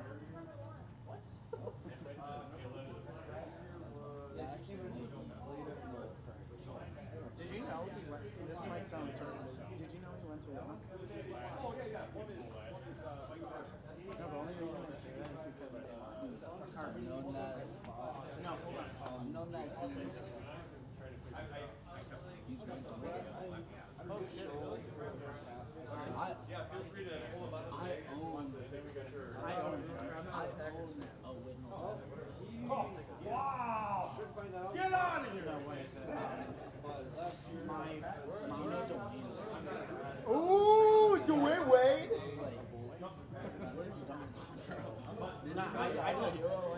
I don't think that's gonna fit you. That won't fit you, I think. My wife's supposed to get it today, but I'd rather have my stomach show. tomorrow's hopefully the day. It's kind of hot. Outer Rim, you going with this Tyler here? Like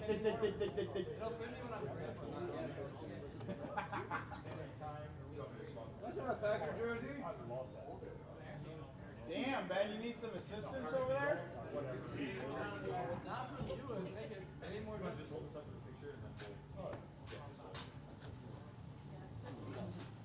What are we doing, Ben?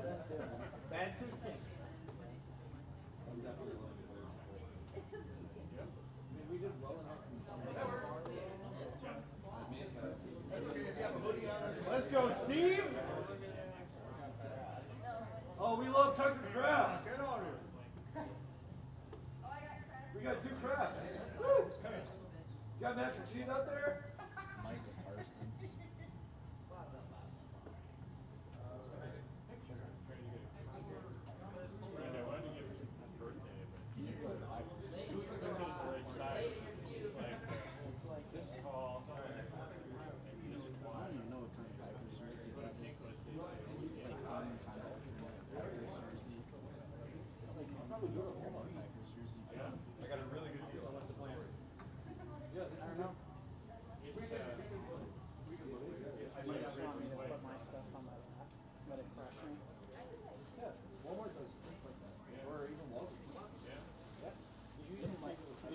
right. Jerseys are had. Top 4 thanks to Country Lanes. Got their assorted sports jerseys. Are in the racks. If you get a head pin with the strike pin up and you convert a strike on that shot, that is a jackpot shot, and that's worth $50 in free play to American Place Casino. If you have a 9 count and your remaining pin is that strike pin, don't ask Leighton about Stone 8s. Yeah, that happens. And then if you convert that spare, there's also $50 as a spare for gold. So $50 in free play to American Place Casino. Top prop night that you guys are playing for is $175. We've also got, is it 170? 170 is the top prize. We've also got the championship bucket from our friends at Holtz Motors. You guys got your jerseys. I will get email addresses from you guys before we head out to get those Brewers tickets for you. So congratulations on all those prizes today. Once all 4 bowlers are ready to begin, you guys can go ahead and push the check marks and then next and then play. And that's going to get the finals going here tonight. Congratulations once again. Good luck and great bowling. All right, thanks, Kevin. Announcements underway and done. 3 minutes of practice to commence for our players. And we will have our top 4 finals for you here. Once again, thanks to our friends at Holtz Motors.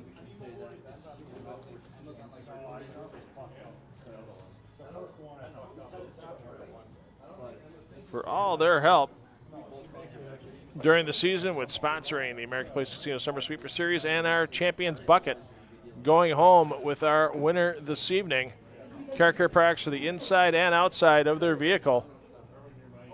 Valued at over $200 thanks to our friends at Holtz Motors in Hales Corners. Great selection of used vehicles on the lots currently.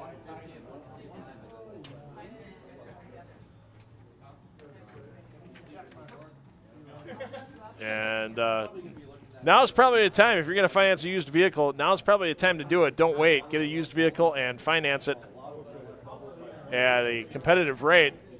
They can get you all set up at Holtz Motors in Hales Corners. With that,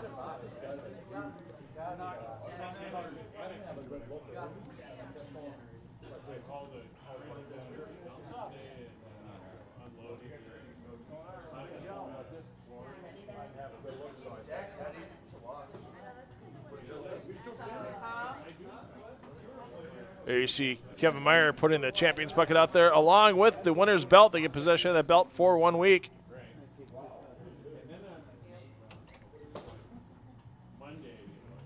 And practice should be commencing momentarily.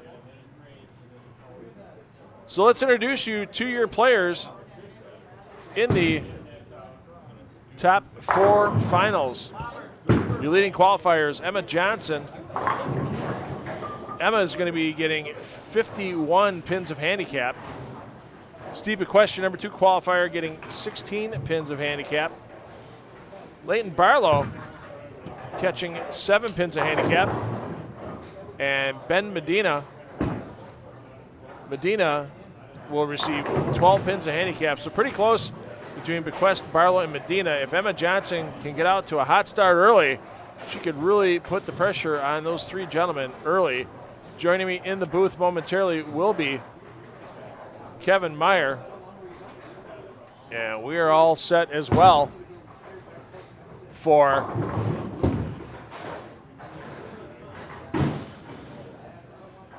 the American Place Casino. Red, white, and blue pins are in the racks. If a bowler strikes with that red, white, and blue head pin in the number 1 pin spot, they'll receive $50 in free play from American Place Casino for a jackpot shot. If they leave that red, white, and blue pin, we saw Leighton Barlow do that last week on a Stone 8. That was brutal. Sorry, Leighton. But he did pick up the spare, so he also received $50 in free play for the spare for dough. Thanks to our friends at American Place Casino. Don't forget, check out all their promotions, AmericanPlace.com/promos. You could have your chance on Thursdays coming up. If you make some winning hands on some table games with Liberty Hands, you could win free play and other prizes. Check out all those specials at AmericanPlace.com/promos. I had to run out there and I put another bucket underneath the championship bucket to prop it up and get the belt on camera. I see that. So front and center with our Adams polishes bucket thanks to Holtz Motors and with that champion's belt as well. And now's the time we handicap it. Kevin, who do you think is going to come out on top this evening? You know, I was thinking through this one again, just kind of like, oh, you know, we've got 2 repeat bowlers this week. Right. Which, you know, you got to give the edge of experience to Leighton and Emma. Speaking of experience, we got Steve Bequest. You know, he's got, you know, a tortoise's worth of experience in bowling. Oh, look at him picking off just the straight pin in practice. Good Lord. Steve, it doesn't count that way. You have to leave the 10 pin and then pick it up with the straight pin. I think Steve he's old. I think he got confused there for a second. Yeah, I think he's a trick shot bowler apparently. I don't know. But you know what? On this one, I see Leighton having that look, you know, and it looks good. And I want to go with Leighton, but I don't know. Part of me just wants to see a Ben Medina breakthrough for his first victory. I'm going to go Bequest. I think he's comfortable. He's got a little extra feeling from this pair earlier tonight, and he says it's his favorite pair in the building. So, Steve Belanda told me that these 4 bowlers are lucky he didn't make it through because he shot his 2 biggest games in both qualifying and the elimination rounds on this pair. So, shots fired. And there we go. We are underway. There's our scoreboards on the screen. You see where your bowlers are bowling. So Ben will be leading off on lane 3. Bequest will be leading off on lane 4. And we're ready to get underway. Handshakes and hugs are made. And who's going to come out on top for the $170 in cash and the champion's bucket from Holtz Motors? We'll find out as soon as... I don't think anybody wants to start. You know, you guys can start any time now. We can't talk forever. We're not that good. we can only fill so much time. The FCC is going to kick us out eventually. Right. I mean, we can make stuff up about you guys. That's fine. We can just talk about Jaden's shirt the whole time. Steve Bequest's favorite sports team is the Amarillo Sod Poodles. There we go. All right, we're underway. Time to get serious. Ben Medina starting us off. Yo! That was one way to get serious. You can exhale now. He was holding his breath as soon as that ball got near the gutter. I guarantee you he was holding his breath. There's a good profile look at Steve Bequest. Time to get serious now. I love this profile camera because that's when I take my screenshots from for the Facebook recap to get each finals bowler in there. So that's been a fun camera shot to work with all season long. We don't just throw a cell phone behind the pair of lanes and broadcast here. We give you good looks for those of you watching us on Facebook and YouTube here this evening. A lot of old man rules chants. Yeah, well, he's not the oldest man in here. I mean, John Halaska's still sticking around watching the finals, so good. Another cash for John this week. Roll it. Goodness gracious. I called it. I said roll it before it hit it. And then, Emma the only one to not put an X up in the first frame here. But now we saw Emma with some left side spare problems last week. She also made a left side split. Right. So, as we said, she's catching more handicap pins than anyone at 51. So if she can stay clean early, that really keeps some pressure on the gentleman. Yeah, because 10 sticks a frame if she's sparing and they're striking. It can make for an interesting trot to the finals here. So even a spare early, that's not going to get Emma upset because she knows she's catching. We got Sour Patch Kids I can't, from man. Jaden Thank Kenny. you, but no. I appreciate the effort, but yeah, I can't do a Sour Patch this late at night. Not when I'm having a Drink Wisconsin Cherry Lime and vodka beverage. Had a really good time having Drink Wisconsin here tonight. Yeah, Kim was an absolute sweetheart. Already have my Bull Wisconsin sticker on my laptop. Beautiful. So she gave me one of those to place on. I wasted no time doing so. I made sure to have my Wisconsin T-shirt I saw on that today. too. So. Ooh, Ben, a little bit more inside. Ooh, that wiggled mid lane. I wonder if he caught that with his eye, because if he's getting early hook and he isn't picking up with his eye, that could really cause some problems. And that's really what the Ben's not throwing urethane, is he? I didn't catch what ball he's throwing. We know that Barlow's throwing urethane. And if you can't catch that early read on urethane, sometimes it can really mess with your adjustments as you make your way through the night. Good spare shot there from Steve to keep it clean. Sometimes a a bucket can be one of those that just miss it just a little bit, and then it throws your whole game off. Just enough there by Medina to take care of business. Let's see if McQuest is going for a ball change. I don't know. No, that's no. I heard it from the man. It's late. He needs the bathroom. He was going for the bowling bag. That I saw. Come on, Emma, get up there. Oh, we have. Oh, no, she's got the sleeper. Oh, the sleeper's there. She's got the No sleeper. spare for right dough. That would have been great, because then it would have been sound effect time. One of my favorite things to do. So there you see the surface on Barlow's urethane bowling ball. Once again, I know he hit that with a 360 pad. Lost and found for the win. Did you already make sure it's in his bowling bag for on the way out the door tonight? I did not check that, but Okay. I will definitely We'll, check that we'll have before to maybe pin it to him or something like that. or charge him rental fee or Oh, something. there you go, yeah. I got to pay for this remodel somehow. So frames are all filled through 2. Temporarily. Barlow with the only double so far, Yeah. so Temporarily maybe, leaving Johnson in the lead. maybe my estimate of, those who have experience should have been where I should have gone with that, but we'll see what happens here in the next couple frames. Trina, that ball's got some surface on it. I think it's a urethane that Medina's throwing as well. Is it the 78D hammer? It might be. It doesn't look like resin. It's got surface. And it is hooking early. There you go. And he's finding some continuation with it, He's got to be, which is always a tough thing as well. Yeah, you can't be afraid to point it at the gutter just a little bit. There's friction down there for him. These lanes, I was wondering how these lanes were going to develop throughout this, because early on, scoring was a lot lower than I thought it would be on this. Yeah, they opened up a little bit. So you see Bequest with the tape right there, so that's why he's taking a second before he steps up. So can't blame him. You got to have the proper fit on the thumb if you use it. I mean, we've got a couple players on the show right now that don't use it. And he gets himself in that athletic pose. The 5 to the line. Pretty good right over first arrow. And I think he's surprised he came up light.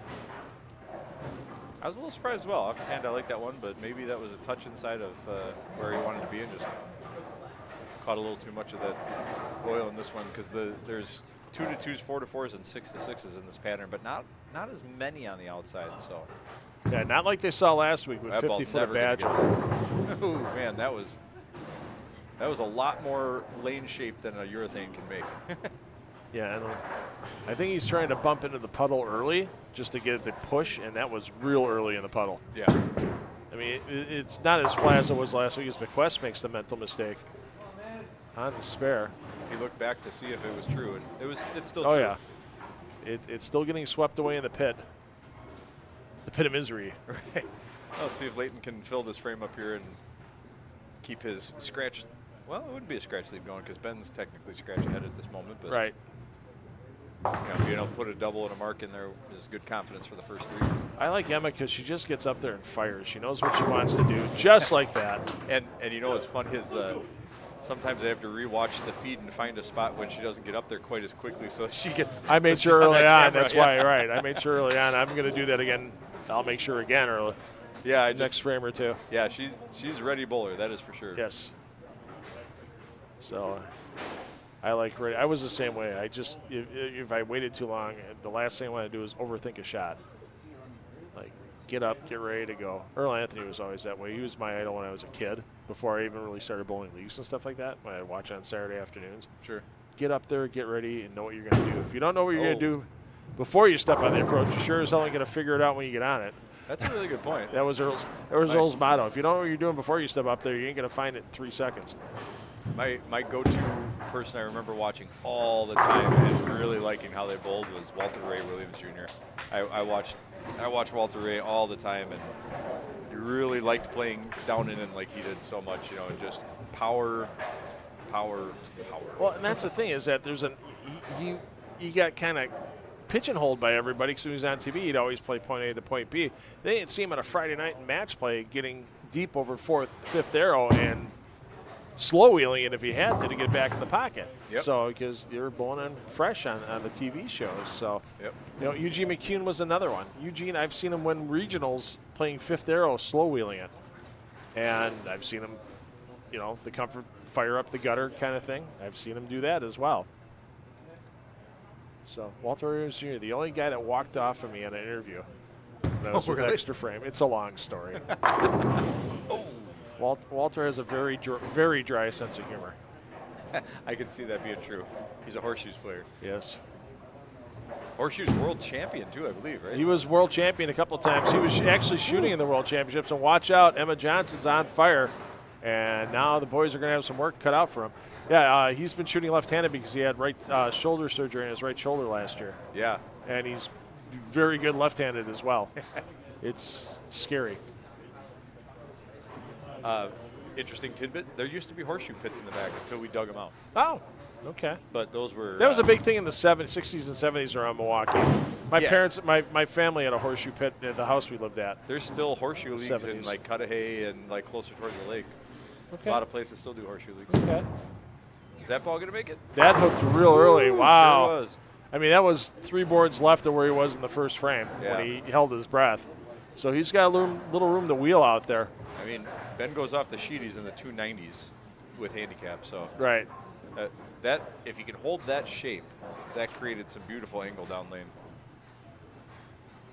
Not too steep, just enough to clear the corners and not be like overly aggressive through the pins. I love the lighting in this center. I mean, You're I welcome. know it's energy efficient for you too. You change the LED lighting, and it's you can do so much in here. You can make the back, if you wanted to, you can make the back darker and give the crowd a little less light while the bowlers still have light on the lanes. And yeah, it's pretty cool. We actually dim the lights that are above the seating area. We actually dim those during league play because a lot of the league bowlers are like they're too bright. And it's like okay, so we just dim them during league play. Yeah, they're perfect for this. I mean, look how crisp the cameras look for everybody. I like it. Absolutely. Oh, get some help. I think that's the shot he was trying to play last time on that lane. There's your shot. Fifth frame. Remember that for Emma. Okay, got it. Get up there. Oh, that would have been a little unusual if she left the 4-5-8, but she gets the 8 down. We got an opportunity. Jackpot shot. No pressure. I'll ready the sound effects. Let's see how much of a degenerate Steve Bequest is. Emma Johnson gets her spare, and we have our first jackpot shot opportunity of the evening. There you see Steve Bequest staring down that red, white, and blue headpin. $50 in free play from American Place Casino. If he gets it, I think he's gonna nail this one. I think maybe the tape settled into the thumb here. He's gonna be all over it. Oh, that was wide. Yeah, can't roll the 2. I like giving away American Place free play. I do too. That's a fun place to go. Yes, indeed. As you said earlier, I mean they brought in some new slot machines. Mo Mummy, I know, is a very popular slot machine across the country. They got a couple of those in. They've got the Huff and Puff. We've had enough. Some Lightning Links, and that's not going to roll the 3 or the 2 or the 8. Railroad action here. And boy, Emma can step up again. Just get a strike on the board and make the boys think. Yeah, this is a pretty important frame here for Emma if she can put that back to him because she's the one they're all chasing and they're right in their scratch with her. So this could be an interesting one here to the finish. Back-to-back weeks for Johnson, her 3rd finals this year as Medina catches both pins. Hops aboard the railroad. It's going to have to hold. Oh, and it holds nicely for Johnson. There you go. She has really found her footing Gentlemen, here in the finals. You better start striking, and you better start striking a lot. So that's the great thing about this American Place Casino Summer Sweeper Series. It doesn't matter who you are when you walk in the door. You have the same opportunity to win every week, regardless of average, that everyone else does. Handicapped 80% of 230. And I know Kevin's made some average adjustments on some bowlers already this year that had some early success, and you're still finding players like Emma Johnson making their way. And that's Final 4. And that's a season-long conversation. And we've got ourselves a unqualified bowler for this head pin. Kevin Meyer are going to get $50 if Ben Medina can strike here in free play. We have $50 from earlier in the year. We got to talk to our friends at APC and see if we can throw that on one table game bet. Oh, no worries there as he went high. Goodness, I thought that was going to get it done. But we're batting about 250 this year on the jackpot shots. It has not been a lot of success. does Steve kiss the bowling ball when he's on the approach? It almost looks like it, doesn't it, from the side? Yeah, almost from the side. It almost looks like when he's bringing it down by his chin.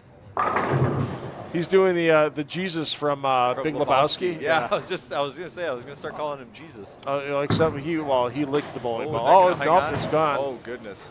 Wow, if Emma Johnson can strike here, my goodness. However, she is right-handed, and there is a strike pin off to the right. She won some APC free play the first time she was on this year. Oh, Goodness. 9 and a hell of a wiggle. 9.5, ladies and gentlemen. Throw it better.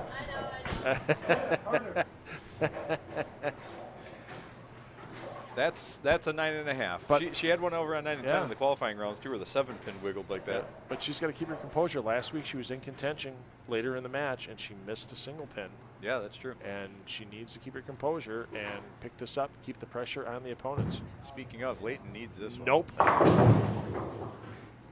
Almost. That's got a lot of 9. Incredibly lucky. Did she pull that? A little bit. A little bit, but it stayed there. She is taking the deepest breath she's ever taking at the moment. Yeah, Emma posted, she clipped out some clips from all the broadcasts last week, and posted that she was tied for second last week, and hoping to make her way back and get a little redemption here. Yeah, we see and we appreciate all the bowlers that do that. I mean, I know Jack Dyson does it on a regular basis. There's quite a few bowlers that'll pull clips off of what we do here, and we love when they do that. Yeah, Leighton does it. Yeah, a lot of the younger bowlers. We love when they do that. So, I mean, because it adds a little something to hey, this is a real tournament experience here. Sure, it's handicap. Sure, it's it's not a huge entry fee. You're not winning a ton of money, but you know what? When thousands of people are going to be watching us over the next few days, there's some pressure there on the money. That one hooked at his toes. I called that one. Yeah. If anybody was trying to get into the bar, I would have stabbed him with my index finger. Yeah, that was hooking at the toes. Yeah, another thing is for the younger kids, a big thing nowadays, like recruiting for sports. If you're out there putting out clips of bowling and shooting, see how you're bowling, because not every college can get out there and watch somebody. If they can get out and watch you because of a clip of you bowling in the Summer Sweeper Series, it's a good way to put yourself out there. Yeah. They see what you're doing in a pressure situation. Yep. Anybody can send in clips that they edit down from when they're thrown in an empty bowling center on a Friday afternoon. To do it in practice, to do it in competition against bowlers of all different skill levels, varieties, adjusting lane conditions. Yeah. What I would challenge some of the bowlers who put out the clips. Put out more than just the strikes. Yeah. Show what misses look like on that pattern, because nobody throws 900 every time out. So once again, your handicaps are not added in on the Lane Talk scoring you see on your screen. That's just the scratch scores. So right now, Emma Johnson with a commanding lead, getting into the final couple of frames. Semi-weak 10-pin, not fully weak. There's some bounce around there by the 6, but not enough to get back out. And how's that one? Fast 8, well, fast 9. A little high flush in the pocket, but once again, get the spare, cover it up, and it's basically mandatory strike mode for the 3 gentlemen to have any chance the rest of the way through. Yeah, and they've got to really hope that Emma goes open to have a chance here. Just resetting the math a little bit, we've got. She's up. Yeah, she's up by 40 pins. Yeah, Steve Bequest is catching 16, and he can max 07, so he's. Uh-oh. I had to pause for a second. I didn't know if that was going to make it. So Steve Bequest is a. Where was I? He was 07 with 16, so he's a 223. Emma is catching 51, and her max is 25 right now, so she's 276 off the sheet. And the only one who can get the closest would be Leighton right now. He's He's in a 230 scratch off the sheet, catching 7. So yeah, he needs to go off the sheet and he needs to get some help. Emma, like you said, command and lead would be the apropos word. Lots of help there by the head pin. Takes the 5 and 9 down. That's one way to do it.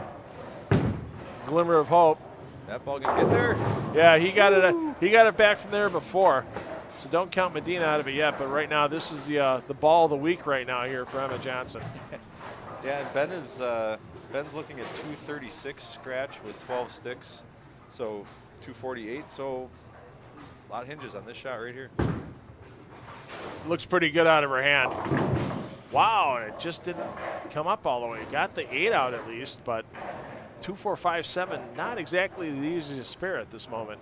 Not the toughest spare, but yeah, not the easiest spare either, because that's one of those ones I know myself as a bowler shooting at buckets. Sometimes you overthink it, and then you go right through the 2, or you just come up a little light on the 2 and send it around or something like that. So she needs a good confident shot for the spare to stay in contention here.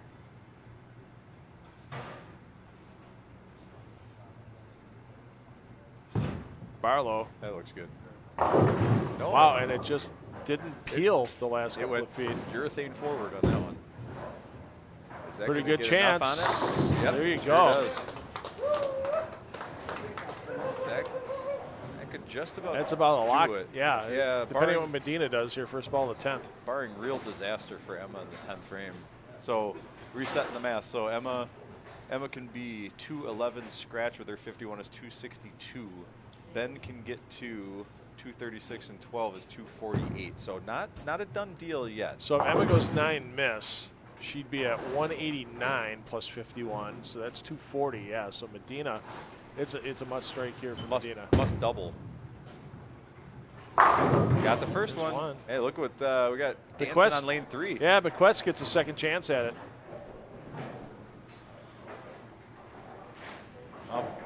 Ben does what he needed to do on that first one. Now, this is a must double here to put the pressure on.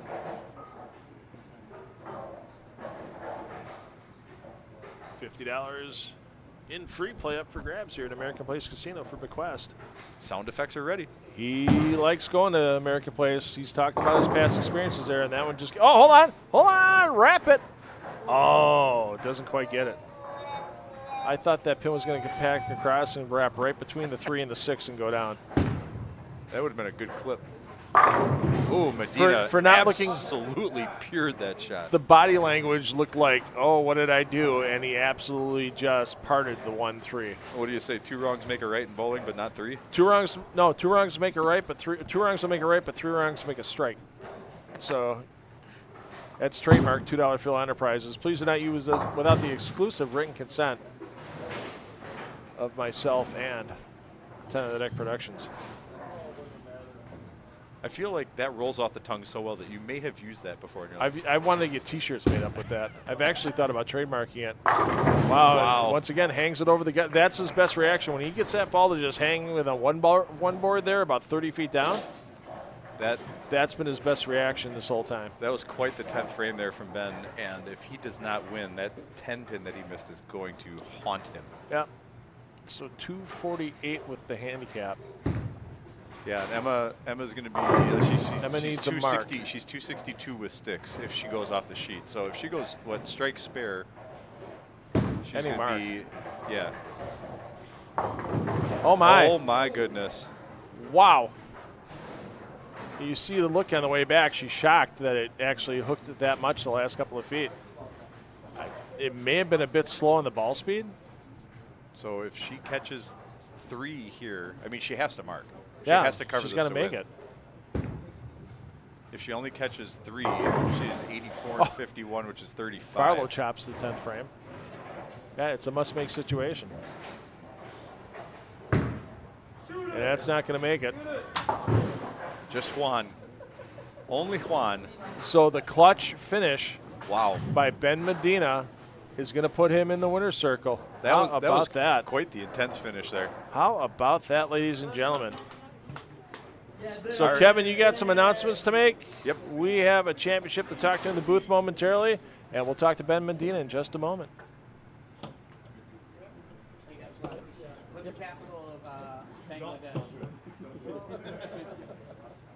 Kevin, do you know it?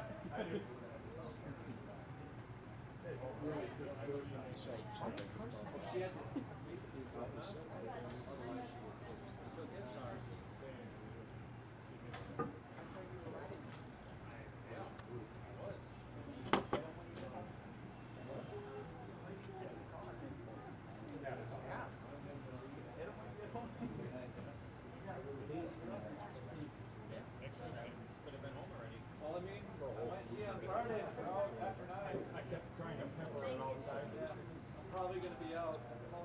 Hopefully Josh doesn't have a spine injury and he can actually bowl. Oh, man. So other than that, he's got 2 more weeks on just keeping himself under. He's been out for volleyball. So. All right, Boulders, results from our finals tonight. Coming in fourth place, 191 in the last game, $120 for the effort. Congratulations, Steve Bequest. Third place tonight, 207 in the last game, taking home $130. Congratulations to Leighton Barlow. Second place tonight, 233 in the last game, $145 for the effort. Congratulations to Emma Johnson. And your winner this week, a very clutch 5-bagger to close it out. 248 was the score in the last game. First Sweeper Series title and $170 going into the smart count for Medina. Congratulations, Ben. All right, Ben, let's grab the bucket, the belt, and get some pictures here for you, and then you can join $2 Phil in the booth. We'll have a quick interview. Thank you, everyone, for coming on tonight, and have a great night.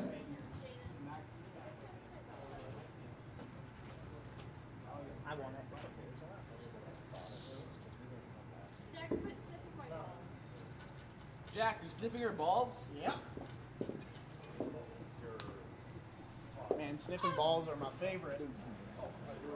Jack, there's a live mic right down there. You might want to watch that. That might, because that might end up getting sent to your college coach just for fun. So. Well, Dan Mueller. I know Dan Mueller quite well, so Dan and I have had a few chats over the years. Trust me. There we see the pictures getting ready. Ben Medina first week with possession of the belt. There you see Steve Bequest. Steve's going to secure himself a little more into second place in the overall standings. With just 4 weeks to go, a good chance that Steve's going to make the Brew City Bowling Show special episode that'll have our American Place Casino Summer Sweeper Series finals. We'll talk to Ben Medina in just a second and ask him what the strategy was in the championship match.